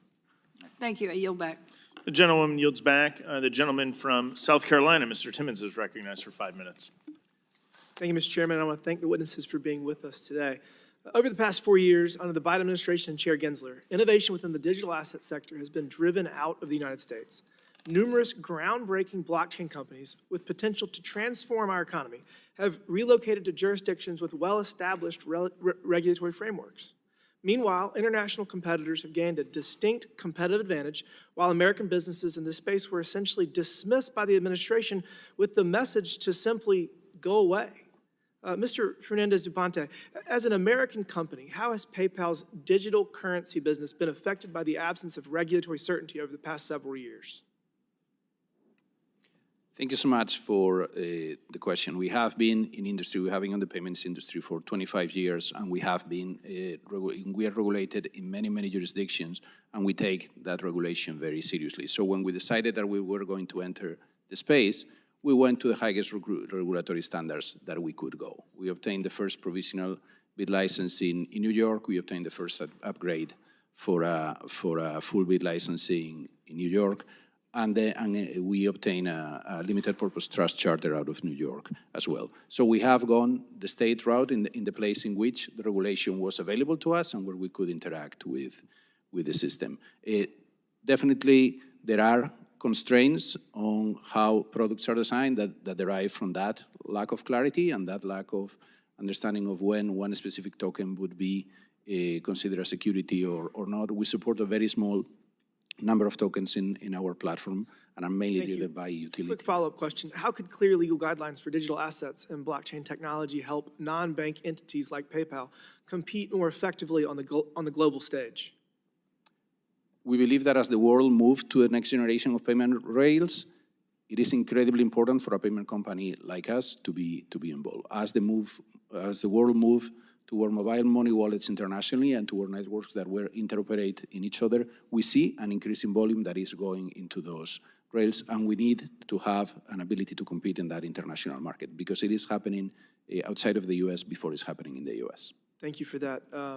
Mr. Yahem, how about for Kraken? What would your answer be? How would clear legal guidelines help assist competitiveness of the U.S. economy? Thank you for the question, Congressman. The clarity needed and provided by the legislation that's advanced over multiple congressional cycles, I think, would solve for a key foundational piece of this puzzle, which is regulation for centralized intermediaries. That will allow investment and growth. Now, if you look at the trend that's happened here, both at the level of the project development teams and the innovators, through to the investing community, and then to the centralized markets, we have lacked that clarity in the United States, which has pushed innovation and pushed development offshore. And, it's not just the legal bills. It is the distraction of management and board and our businesses to think proactively about investing. So we're very excited for the change in tone and the cooperation, and we think that's going to drive new innovation here in the U.S. Thank you for that. I can assure you help is on the way. Last Congress, I introduced the New Frontier and Technology Act with my colleague from New York, Mr. Torres. The aim of that bill is to provide clear definitions within the expanding and often ambiguous digital assets regulatory landscape. As you may know, non-fungible token creators and marketplaces have faced challenges for years due to unclear regulations, while countries like Japan, Singapore, and South Korea have created favorable conditions that have allowed NFT companies to thrive. I was encouraged to see a discussion draft of my bill included in today's hearing, and I look forward to advancing this important work later in this Congress. Mr. Kim, can you describe some of the regulatory ambiguity regarding the treatment of NFTs and explain why these assets need to be approached in a different manner than, say, Bitcoin or Ethereum? Absolutely. Thank you for your question, Congressman. It's important to clarify the non-security status for NFTs, such as artwork, collectibles, and non-financial applications. Imagine an artist looking to hire a securities attorney, apologies to my colleague to the left of me, before selling this art piece. And this is why your bill is so important. Thank you to you and Congressman Torres for your leadership there to clarify this important issue. Thank you for that. I'm particularly interested to see how NFTs can revolutionize various sectors, but particularly real estate. I think there's a lot of efficiencies long-term that we can use the blockchain, and this legislation would help go a long way in that endeavor.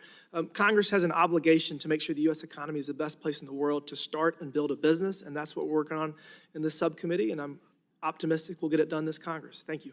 I yield back. Gentleman yields back. The representative from California, Mr. Liccardo, is recognized for 5 minutes.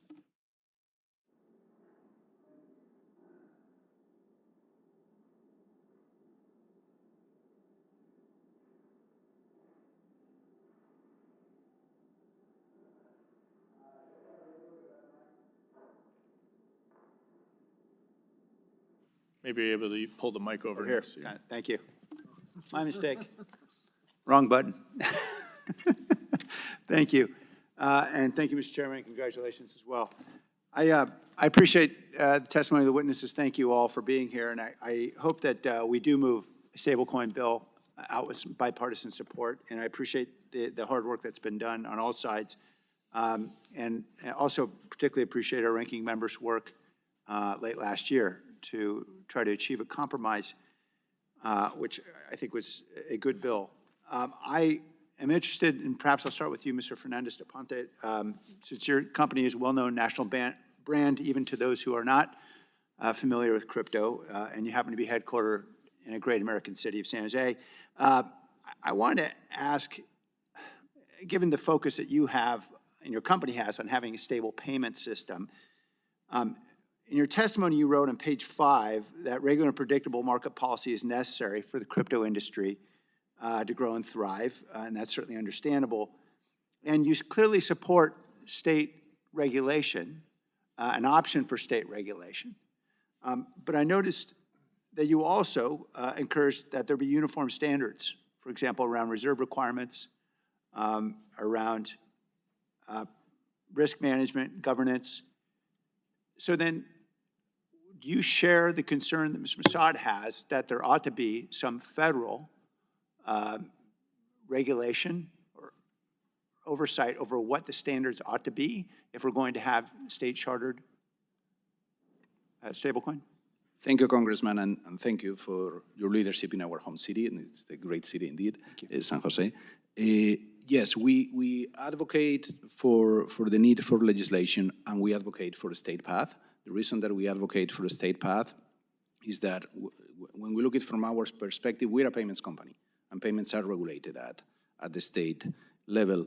And we strongly believe that fully backed, fiat-backed, one-to-one reserve stablecoins are and issuance of those payment stablecoins is the business of payments, not the business of banking, no fractional reserve, all the points that were made here. So we do believe that it is important to maintain a state path. I think that the point on standards is that a state path can coexist with a federal path. We see the advantages of having a federal path as well. We do believe that there should be that general set of standards. That it's important that we have equiparable standards in terms of reserve management between any federal path and any state path. We also believe that it's important to not have a duplicity of regulation. So this idea that they can coexist and share common standards, we think is an important one. Thank you very much. Mr. Joachim, do you also agree that there ought to be some baseline standards set even if there's a state charter, stablecoin? Absolutely, Congressman. Thank you for the question. I think, if you look in the stablecoin space, again, with the goal of encouraging a healthy, vibrant, competitive stablecoin market, both state and federal pathways are important, and there should be minimum standards set. I think, from our standpoint as a centralized intermediary, it's slightly different. And if you look at how markets are regulated in traditional markets, whether it's derivatives or equities, a unified federal framework is essential. Today, we operate with over 40 state money transmission licenses. There are only a handful of states that have put in place crypto-focused regulations for centralized intermediaries. So we believe it's imperative to advance and finalize as soon as possible the market structure bill, which puts a clear federal framework in place for exchanges like ours. And then going to Mr. Massad's concerns about, on the Stable Act, about extraterritorial enforcement.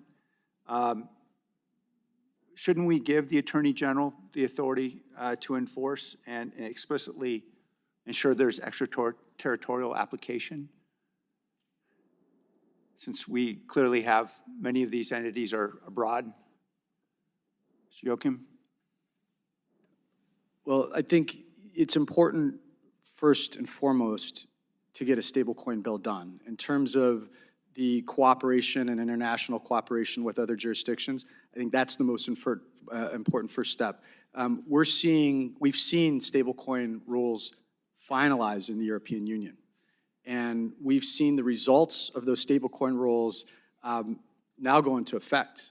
In fact, those stablecoins that have not taken steps to register as issuers and bring themselves within the regulatory perimeter are being delisted from major exchanges. And I think, again, that is just a case in point of why it's so important to move this forward as quickly as possible. Thank you. I yield. Gentleman yields back. The representative from Indiana, Mr. Stutzman, is recognized for 5 minutes. Thank you, Mr. Chairman, and thank you to the panel for being here today. I think this has been a very informative hearing, and one that obviously I'm excited about the future, and obviously a lot is happening. I served 8 years ago, and I remember when this committee had its first hearing on cryptocurrency back in 2014, and Mr. Heisinger was the chairman of the committee. Well, fast forward to 2025, and this House has taken substantial steps regarding a federal framework for how digital assets can be incorporated into our financial ecosystem. Despite the substantial work my colleagues have done on market structure, we saw an administration over the last 4 years that chose regulation by enforcement over permanent statute. The Biden administration engaged in all-out assault on digital asset firms, token issuers, and blockchain developers. Furthermore, the SEC and the CFTC were in a turf war over their jurisdictions over these tokens, and it's my understanding that there was a lot of confusion that resulted in a lack of unity and regulation by enforcement, which harmed emerging technologies and U.S. supremacy in digital asset technology. So while the confusion, since the Trump administration, thankfully, has taken over, Commissioner Pierce has unveiled a 10-point action plan for the SEC's new crypto task force. And I would just share with my colleagues on the other side of the aisle that it's a really good read, and I would encourage you all to read it. One of the points that the commissioner makes is where Congress has directed the commission to impose requirements on market participants, SEC rules will not let you do whatever you want, whenever you want, however you want. Some of these rules will impose costs and others compliance burdens that some may find irritating, and the Commission will use its enforcement tools when necessary to pursue noncompliance. It goes on to talk about the direction that he's going, and then, of course, list off 10 different directives or plans of action. And Mr. Garrison, and I would offer to anybody else if they would like, if you could briefly summarize some of the most important points in the action plan and explain some of the impact that you think that they will have on digital assets if they're accomplished. Certainly. So the first two priorities, I think, are incredibly important. The first is clarifying the status of digital assets under the securities laws, as well as the second, scoping out activities that are outside the scope of the federal securities laws. And I think that really is the foundational question that the SEC has to tackle, creating a very clear interpretation of how the SEC views when a digital asset that is sold pursuant to an investment contract fits under the securities laws. Everything else flows from that. Another maybe bucket, I would say, for the 10 priorities is writing rules and providing guidance on how regulated intermediaries by the SEC can touch digital assets. Now, that would apply both in the context of digital assets that are not securities, as well as digital assets that are securities, like a tokenized stock. Providing a clear pathway for broker-dealers, investment advisors, clearing agencies, transfer agents to be able to engage will really allow the ecosystem to flourish, will allow it to do so under a regulated way and in a way that is compliant and safe. Yeah. Anybody else like to comment quickly? Yeah, if I could, I think it's a very thoughtful plan. I have great respect for Commissioner Peirce and Acting Chair Ueda. And I think given that and given the legislation that you all have noticed to create a joint committee, I would urge you to let the commissions work on this for a while and get stablecoin legislation in place. Let's learn from that, but not rush on market structure, because I think we could easily screw things up through the market structure legislation more than help. Thank you. I've got 45 seconds. Anybody else want to comment? Yeah, just very briefly, Congressman. I think, again, at the risk of repeating myself, this just reflects the new SEC leadership and administration, which wants to work with industry, which is extremely encouraging. And I think it was Mr. Garrison's written testimony where he had a great line, which said, the industry is not looking for special treatment, just fair treatment. So we look forward to working with the task force on next steps. Okay. Congressman, if I may add, one subject that hasn't been mentioned is clarity around staking, which Commissioner Peirce does outline in that plan. We think it is a very important part of the ecosystem. It's a lesser-known component, but it is unique to the crypto ecosystem. So it's something we're looking forward to getting regulatory clarity here in the United States. My time's expired, but I would be curious, at some point, somehow, just some specific elements from successful regulatory frameworks that other jurisdictions have, what you all would recommend would be something that we keep in mind. So thank you. I yield back. Gentleman yields back. The gentleman from California, Mr. Sherman's recognized for 5 minutes. The ranking member made it, I think, demonstrated how the Trump coin was pumped up to $75 and now dumped down to $17, and chiefly was owned by 40 wallets, could be only one family, could be the Trump family. It's called the Trump coin. But I want to focus on Dogecoin. On November 5th, everybody knew that election was going to be good for crypto. And Bitcoin went up 22%. One coin, Dogecoin, went up in 1 week 6 times as fast as Bitcoin.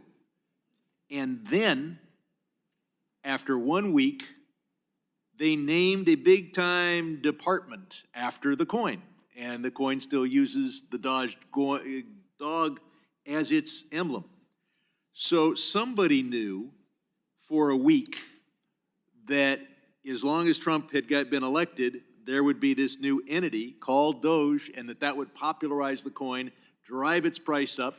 Now, I don't know who would have known that this new commission would be called Doge. I don't know whether Mr. Musk or Mr. Trump knew, but they did give it the name exactly 1 week after the election. Mr. Massad, assuming that Dogecoin isn't a security, is it subject to insider trading laws? No, it is not. So by arguing that it's not a security, you can engage in knowing a week in advance that it's going to be popularized through a government action, creating a well-known and very popular commission, trade on that, make a lot of money,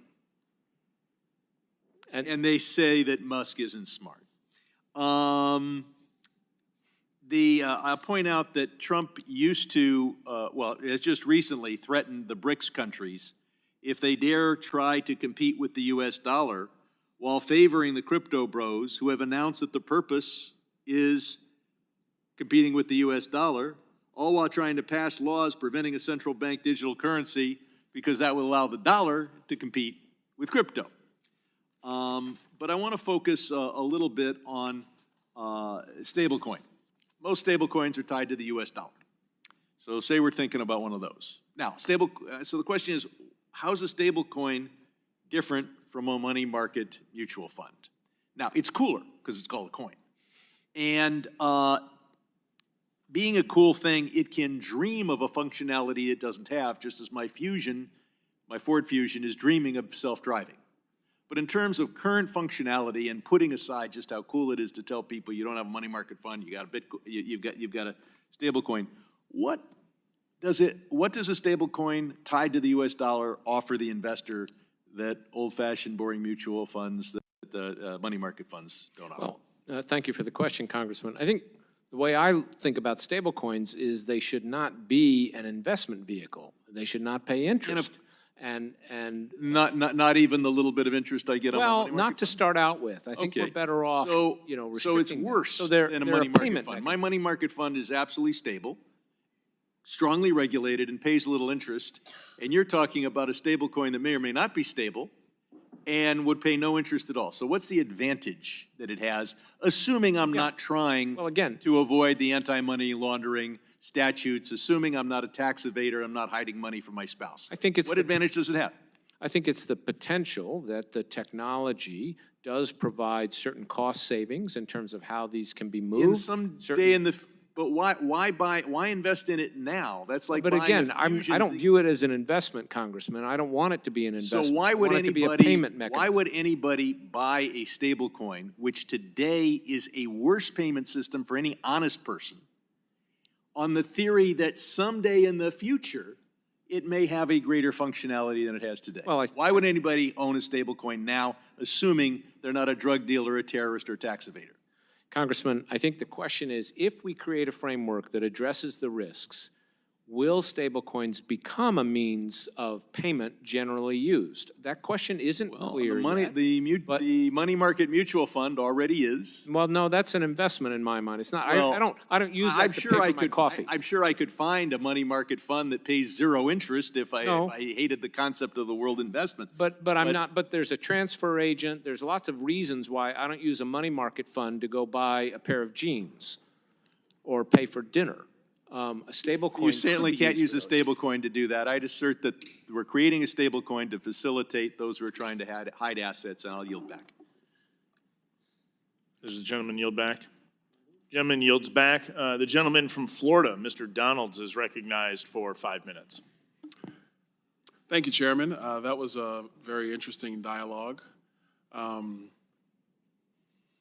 My statement is not to be disrespectful, it's to be factual about where we're going. I think based upon the previous conversation, the question could be, why did they decide to make calculators when an abacus can do? That's just simply because technology is taking us to a place where it's far more functional. You could do so many other things. It's far more interactive. It's far more user-friendly, and it actually speaks to the experience that people are choosing to operate in, and no difference with how you choose to do calculations or how you choose to exchange, whether it's a currency, a stable coin, a cryptocurrency, et cetera. It's really the medium of holding value and or exchange that people choose to engage in. And obviously with where people are going, not just in the United States, but in the world, stable coins and crypto and blockchain technology are not going away. They are the modes of storing value and or transacting into the future. And so it would behoove us in Congress to make sure that we have a framework that allows for the proliferation of what human beings, especially Americans, choose to want to invest in and want to do going forward. That said, Mr. Fernandez da Ponte, the U.S. dollar is the asset that basically underlies 98% of transactions in stable coins. As stable coin use flourishes in countries around the globe, so does the U.S. dollar. Would you describe the role that stablecoins play in supporting U.S. dollar dominance, particularly given the current global landscape? Thank you for the question, Congressman. The role of the US dollar as a global reserve currency is a fundamental strength of the US economy, and I don't think that we should take it for granted if this technology ends up generating that next generation of payment rails. As you said, the vast majority of stablecoins today are denominated in US dollars. I don't think that we should take that for granted. The reason for that is because the preeminent use case today is crypto trading, and the crypto trading markets are denominated against the US dollar. As these stablecoins make their way into mainstream commerce and payments, I do believe that we will see the appearance of stablecoins that are denominated in other currencies. Therefore, it's very important that stablecoins that are denominated in US dollars and issued in the US are able to compete with those stablecoins that are going to emerge outside. And also, I think that it is important that we have a situation in which not the vast majority of those dollar-denominated assets are issued by companies outside of the US and sometimes maybe backed by reserves that are not dollar-denominated either. We think that a clear framework for the stablecoin issuers in the US will contribute to maintaining the US position and the US dollar position externally, we think with a strong competition driven by American companies. All right, thank you for that. Mr. Garrison, as we consider legislation to provide regulatory clarity to the digital assets industry, what role could self-regulation play in the larger market structure? I think self-regulation is an important layer of the overall sector, right? I think we see that in the financial services world, and it works as a good model. Self-regulatory organizations have existed in the securities context since the beginning of our framework. We currently have FINRA. I mean, even the National Securities Exchange System is a group of each one a self-regulatory organization. So you see that on the derivative side as well with the NFA, and there's absolutely no reason why porting that concept over into the digital asset space would not make sense. Okay, thank you for that. And lastly, Mr. Yahim, quick question for you. This kind of doubles back to the U.S. financial system's dominance. What's your view in terms of stable coins really being an additive towards not just U.S. market dominance, but also U.S. dollar dominance on the world stage? Yeah, thank you for the question, Congressman. You know, there's a wide variety of use cases that have been proven out, some that have not yet been proven out. It's very clear that stable coins are going to improve efficiency in cross-border remittance, and I think we've heard that from the panel today. It's going to be really important that the U.S. leads in terms of putting rules in place. Other jurisdictions have done this, not just for stable coins, but for centralized markets. They go hand in hand. If you look at the top 4% of assets on our platform, it represents over 60% of the volume, right? And 2 of those are stable coins. If you look at the top 10%, right, that represents almost 80 to 90%. So again, let's focus on passing rules for, you know, the most important pieces of the market today. Thank you, gentlemen. Thank you, Chairman. I yield back. Gentleman yields back. The gentleman from Illinois, Mr. Casson, is recognized for 5 minutes. Thank you. Thank you all for staying here so late. There's been a lot of conversation about the serious end of crypto, stable coins. I'm going to focus on the silly end, the meme coins. And it's funny, we have all these rules of decorum, and it is hard to talk about meme coins with the language that the industry uses to talk about them. I see you all smiling. We'll refer to them as fecal coins for the purpose of this hearing. Is it safe to say from your smiles that you generally share the view of the industry that this is not something that has any innate value, these meme coins? Yes. Yes. All right. Have any of you invested in, and again, this starts to get a little bit colorful language, the Hawk Tuah Girls coin? Have any of you invested in that? No? Okay. They're fan clubs is really what they are. Yeah, and I say that to raise a more serious point that, as several of my colleagues have noted, President of the United States issued something that has no innate value. It doesn't have the value that maybe a Bible or a pair of sneakers or a steak or a bottle of water has. It has no innate value. It hit, I think, $75 at its peak the day before the inauguration on the 19th. Anybody know what it's trading at today? It's a lot less, but I haven't checked. It was like Just under $16 when I was just checking here a moment ago. But like the Hawk Tuah Girl coin, it's really volatile. You know, you boost your Q score and it bounces up, and then people realize they're holding something worthless. The rise in value when it popped up, according to Chainalysis, so that it appeared to include a significant profit to Chinese traders, that 50th of the largest investors in the coin have made profits in excess of $10 million each, and the crash in the coin's price has caused more than 800,000 wallets to lose $2 billion combined. Now, as I understand the work that Chainalysis does, they don't capture any off-chain transactions. So, you know, stuff happening at Kraken or otherwise. So, Mr. Yakum, is it reasonable to assume that the $2 billion in on-chain transactions is much less than the total loss that's actually been experienced from meme coin investors?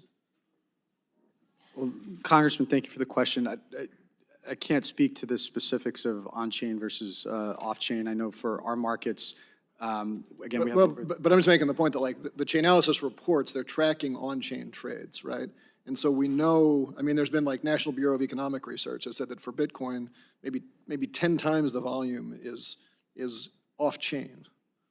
So if we know it's 2 billion on-chain and there's all this off-chain volume, safe to assume that the total losses are more than 2 billion, right? Potentially, Congressman. I think, you know, when it comes back to your question of the role, the value. Well, I think value is in the eye of the beholder, and a lot of these are sentiment-driven assets. Right? Fine.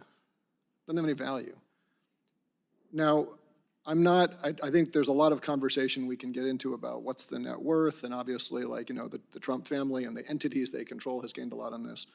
But because we still have rules that commingle brokers and issuers and dealers, the reports are that, and again, according to Chainalysis, is that entities that the Trump family controls has made perhaps $100 million on trading fees for these coins, setting aside what the value of the coin is. And again, that's just based on the on-chain transactions that they track.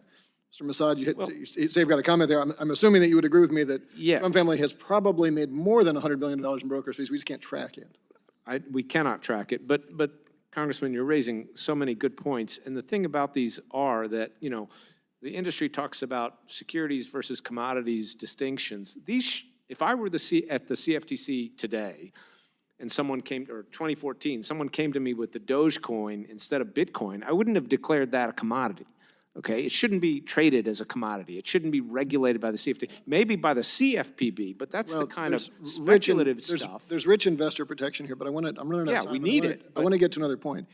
If you have something that's hard to track, that has no innate value, that doesn't require you to give something like a sneaker or a Bible in exchange for goods and services, isn't this just a way to transfer money to people? And if we know that foreign governments are participating in these markets, isn't this a violation of the emoluments clause of the Constitution? Now, I know we've had conversations about engaging in personalities. This is not partisan. This is a question of, do we in Congress think that the Constitution is worth defending? And if the President of the United States is putting out something that has no innate value and is getting foreign entities to pay him for it, isn't that a direct violation of the emoluments clause? And if we are taking our oath to defend the Constitution, shouldn't we care about that? Yield back. The gentleman yields back. The gentleman from Iowa, Mr. Nunn, is recognized for 5 minutes. Well, thank you, Chairman Steele, for convening this very exciting and important discussion on where we're going. This is something that is going to change the landscape of the country, not just in the next years to come, but in the months ahead. As a member of both the Financial Services Committee and the Ag Committee, we have dual jurisdiction here, one that we've talked about before between both the commodities and the securities place. However, after this past election, I believe we've turned a page here, and I can't emphasize how different the atmosphere in D.C. feels, particularly when it comes to our transitioning back from an SEC chair who claimed jurisdiction over every single token out there, except for maybe Bitcoin, and a launching of a crypto task force this past year. Together, I believe that we're going to have the opportunity to really cement the future of America being a destination for crypto and digital assets moving forward, something for the last 4 years we've remained highly rudderless. First and foremost, American leadership. I believe with this new administration, we can anticipate a wave of innovation, particularly in blockchain products. This comes after losing 2% of market share per year in blockchain development, and this has been over the course of the last half decade. So I want to qualify this for everyone who's paying attention. That's a market share drop from 40% to 29%. The U.S. losing out as a global leader in a space where just years before we had pioneered, and now we're seeing immediate competition coming out of Beijing. But I believe strongly that it's not too late, Mr. Chairman. We have the opportunity to reverse course with this congressional session. So with that, Mr. Yahim, first off, thank you for fighting back against the SEC's regulatory overreach consistently over the past 4 years. I want to talk to you about how do you see the new SEC and CFTC addressing previous conflicts regarding, confusion on where this jurisdiction would lie. Do you see this as a reset opportunity, first and foremost? Thank you for the question, Congressman. Absolutely, we see this as a reset moment.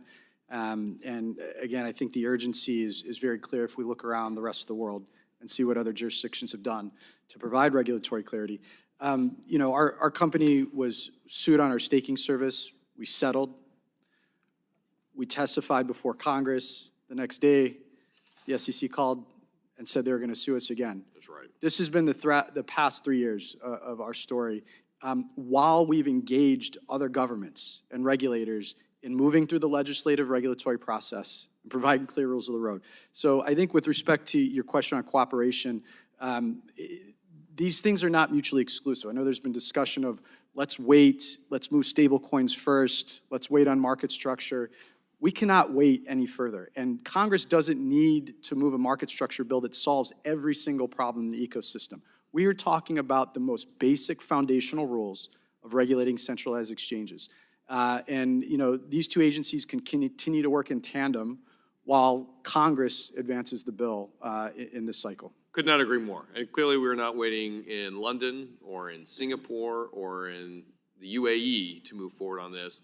We've seen some take it in the wrong direction, I would say the EU, but they've moved out. The United States should not be sitting on its hands as this is developed. I'd like to talk on the national security side here. You're going to be talking to a number of national security professionals here, but over the past few years, we have ceded technological leadership to China, creating a significant risk to our national security and economy, particularly in this area. And that's why in the last Congress, I took lead on the Financial Technology Protection Act, which creates a new working group specifically targeting illicit finance in this area. Stop Americans from Scammers Act, which empowers law enforcement to address and tackle things regarding blockchain tools. And the Clarity Act, which keeps blockchain made here in America, not cede that power out. So I look forward to working with this team as being a leader in this Congress on making sure that these things are enshrined in law, building on EOs that are already moving out. I'd like to talk to you, Mr. Kim, about not only your efforts in pushing this, but how can Congress ensure that we balance our innovation as well as our national security to combat these bad actors while not squelching new technology? Thank you so much for your question, Congressman. As I mentioned earlier today, countering illicit finance and national security are key priorities, including for CCI and their members. I would encourage additional public-private partnerships. I know at CCI we would love for additional opportunities to engage with all of you and be a resource on any policy issue, including national security. And in order to ensure U.S. leadership innovation, we need to, again, establish comprehensive frameworks for both market structure and stablecoins, but also ensure national security, to your point, Congressman. We have a real opportunity here, Mr. Chairman, to make sure this is not only made in America, but that the best practices that drive the resourcing, the security, and the onshore investment can happen right here in main streets from Iowa all the way to New York City. With that, thank you very much, Mr. Chair. Appreciate it and looking forward to stablecoin made in America. Gentleman yields back. The gentleman from Montana, Mr. Downing, is recognized for 5 minutes. Thank you, Chairman Stile, and thank you to the witnesses. I represent Montana's 2nd Congressional District, which is rural and sparsely populated. You know, some of the counties in my district have under 1,000 people. Actually, there's one that's got just over 500 people, so it's very, very sparse. So geographically, we're very large, and, you know, blockchain technology is not something that only, highly populated and tech-heavy areas should be concerned with.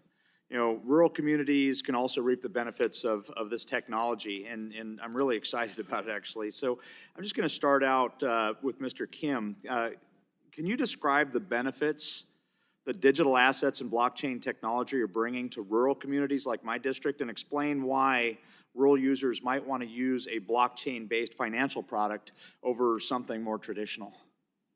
Thank you so much for this important question, Congressman. As I've mentioned throughout today, blockchain and digital assets allow for more efficient, seamless, low cost and pricing mechanisms, including for payment purposes. And I think we've talked a lot about today about the potential. What are the use cases? How can this grow? But in order for us to really unlock this potential innovation even more, again, we do need the comprehensive frameworks to ensure the U.S. can lead when it comes to digital asset innovation, including in your districts, Congressman. Well, thank you. Mr. Fernandez de Ponte, anything to add to that? Thank you for the question, Congressman. I subscribe to the potential to drive additional flexibility on payments. In many rural areas, there is a scarcity of traditional payment institutions or financial institutions and banking branches. So this ability to be able to have payment instruments that are fast and effective and they can circulate widely, we believe that would benefit substantially residents in rural areas. Thank you. As several of my colleagues have mentioned, countries around the world are well on their way to establishing regulatory frameworks for digital assets and payment stablecoins. If the United States does not embrace this technology and provide a clear regulatory framework, we will fall behind. Right now, the largest digital asset trading platform and stablecoin issuers are based outside of the United States. I'll go back to Mr. Kim. What are the implications of the U.S. ceding leadership to other countries in digital assets and blockchain technology? Thank you, Congressman. As I mentioned in my written testimony, it's a race to the top. A lot of other leading jurisdictions are racing to establish regulatory frameworks, and it remains critical and imperative for the U.S. to lead on all of this. Due to the past 4 years of a regulation by enforcement approach, as we've talked about throughout today, responsible, established American companies have had to open offices and pursue licensure elsewhere in other jurisdictions. So time is critical, and Congress, as I've mentioned respectfully, needs to come up with a comprehensive framework to ensure that leadership innovation stays here in the U.S., both for stablecoins, but for many other digital asset companies and intermediaries. Thank you. Switching gears a little bit, Montana was part of a multi-state enforcement action under NASA against FTX, and I understand the FTX debacle and other hacks and scams in the digital asset ecosystem have made some people skeptical about this technology. There's legitimate concerns that bad actors in the space are not being held accountable and investors are being defrauded. We can preserve the promise of this technology while weeding out the bad actors. I've always said bad actors are bad for business. Nobody wants that. As Montana's former regulator for securities and insurance, I did just that. It was my job to go after fraudsters while making sure Montana remained the place where entrepreneurs came to thrive. So, Mr. Garrison, can you explain why someone who is skeptical of digital assets would want Congress to provide regulatory certainty to the digital asset ecosystem through legislation rather than deferring to the regulators? It's because the regulators have failed to act that you have situations like FTX, right? So this is an example of fraud not coming from the technology, but from centralized bad actors. Right now, there is no current federal regulator overseeing the spot trading of digital assets, so therefore there's no one for FTX to report into the U.S. Thank you. Mr. Yahim, anything you want to add to that? So I think, thank you for the question, Congressman. It's important from a centralized market standpoint. We have clear federal rules. We've tried to navigate this patchwork of multi-state licenses. I think, the states will continue to have an important role to play for consumer protection, as you know from your previous roles. But as we've seen in the equities and derivatives markets, a clear, unified federal framework is essential in order to protect customers and continue innovation in the United States. Well, thank you all for being here, and thank you, Mr. Chair. I yield my time. Gentleman yields back. The gentleman from Florida, Mr. Herodopoulos, is recognized for 5 minutes. Thank you, Mr. Chairman. I appreciate this. This is always eye-opening as we're getting started in the committee and as a new member. I wanted to pick up where Chairman Hill left off. Mr. Masid, you in past testimony have advocated for joint SRO to oversee digital assets as a convenient way to sidestep the questions of whether or not an asset is a security or a commodity. In today's testimony, you're advocating for locating authority to regulate non-security digital asset spot markets at the CFTC through legislation. You were clear that security tokens should be removed from the CFTC's jurisdiction. It seems you punted on any actual factor of what makes a token a security token, only offering vague hand waves that the agency should consult, and there should be provisions to deal with disagreements. So my question, sir, is how does this actually solve the most pressing issues Congress is currently facing if at the end of the day, no one knows who's regulating what? Thank you for the question, Congressman. I would say a couple things. First of all, what I advocated before, and I did this with the former Republican chair of the SEC, Jay Clayton, was a joint approach because it is very difficult to draw this line. But having said that, what I would say today is this: if everyone up here thinks it's so easy and Congress should do it, why not let the SEC and the CFTC do it? They are now going to be chaired by Republican appointees. They have the expertise. They only have to get 3 votes of Republican members to adopt something. They don't have to get 60 votes in the Senate.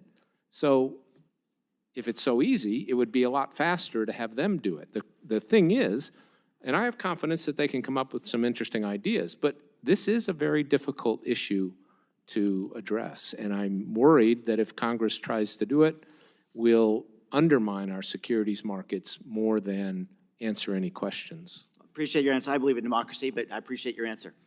That said, I wanted to get into the question with Mr. Yahem, with Kraken. Good customer service is always nice.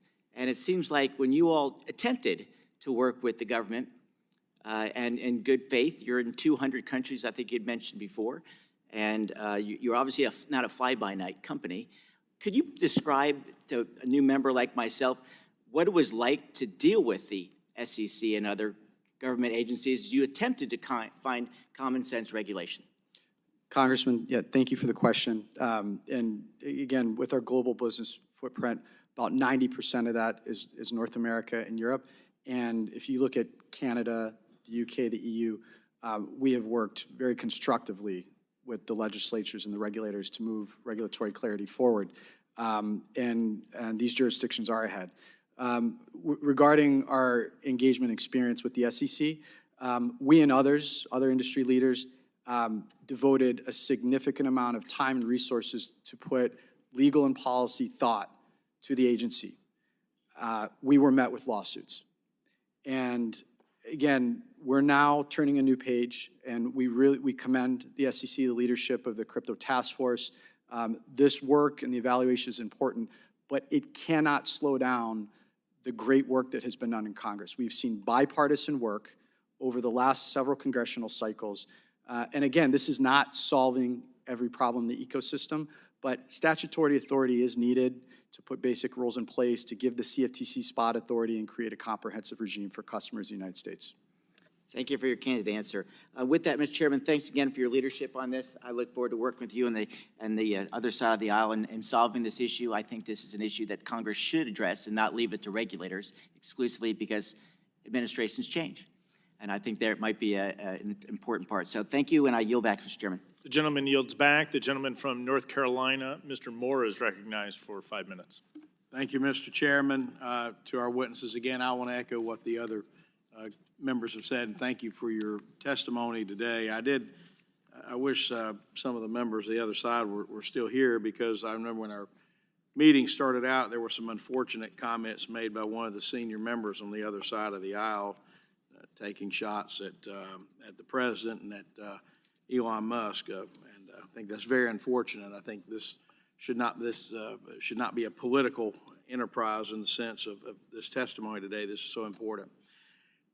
You know, digital assets are not a thing of the future. We're not talking about the Jetsons. We're talking about something that's actually a real thing that roughly 90 million people in this country either invest in or use or both. And the blockchain technology and digital assets hold so much potential to transform our financial system, offering greater efficiency, transparency, and accessibility. And some of the arguments that I would hear from the other side of the aisle was there was worry about fraud, so it couldn't be used. And, I'm just before I got here, a small-town lawyer from rural North Carolina, but the best analogy I would know would be someone saying you shouldn't use a $20 bill because there might be a counterfeit one out there somewhere. The reality is, in anything you have, there's going to be fraudsters and criminals who try to come in and abuse the system. And I appreciate what the industry has done to try to deal with it. But I do believe that's very important, Mr. Chairman and members of the committee, that we, as Congress, move forward with a very strong, solid system in place to make sure there are guideposts in place, just like Fit 21 and what the industry has worked on.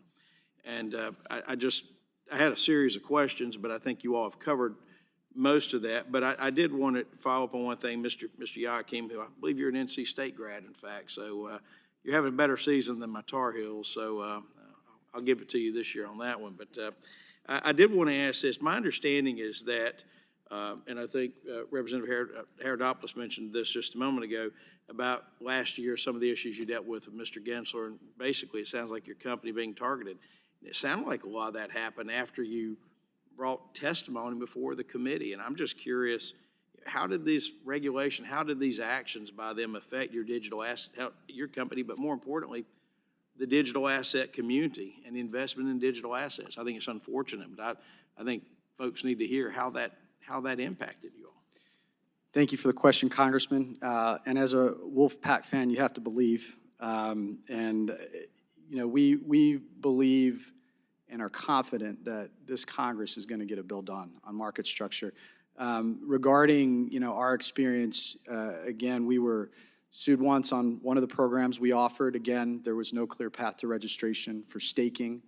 There still is not regulatory clarity. We've seen the UK move forward with legislation on staking. We've seen other jurisdictions do this. We know the United States can do it. And so that's one priority for us.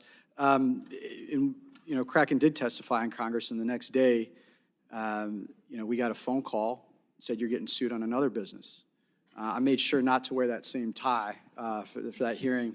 But it's important that we move past that. And I know we want to make sure actions of the past administration are held to account, but we are looking forward, and we think there's been a lot of bipartisan support that's necessary to get this bill done in this Congress. Well, I'm glad to hear that, and to all of the panelists, I really appreciate your expertise and your commitment to this, and look forward to your suggestions as we move forward on this legislation. Mr. Chairman, I yield back. The gentleman yields back. This concludes our portion of the questions. I'd like to thank our witnesses for their testimony today. Without objection, all members will have 5 legislative days within which to submit additional questions for the witnesses to the chair. The questions will be forwarded to the witnesses for their response. I ask our witnesses to please respond no later than March 31st. The hearing is adjourned.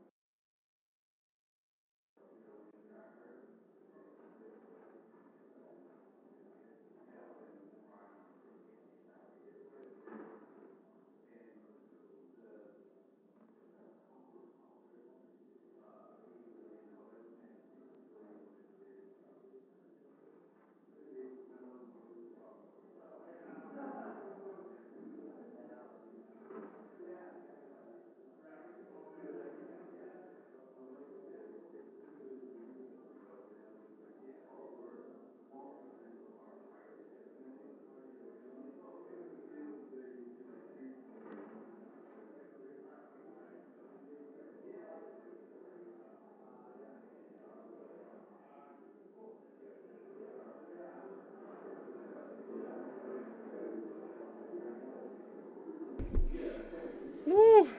Woo! That was fire. Fire, fire, fire. I do hope you guys enjoyed that. The golden age of crypto assets. It's among us. It's here. We're here. We've entered. We fought so long and hard for this, you guys. I will catch you on the next one.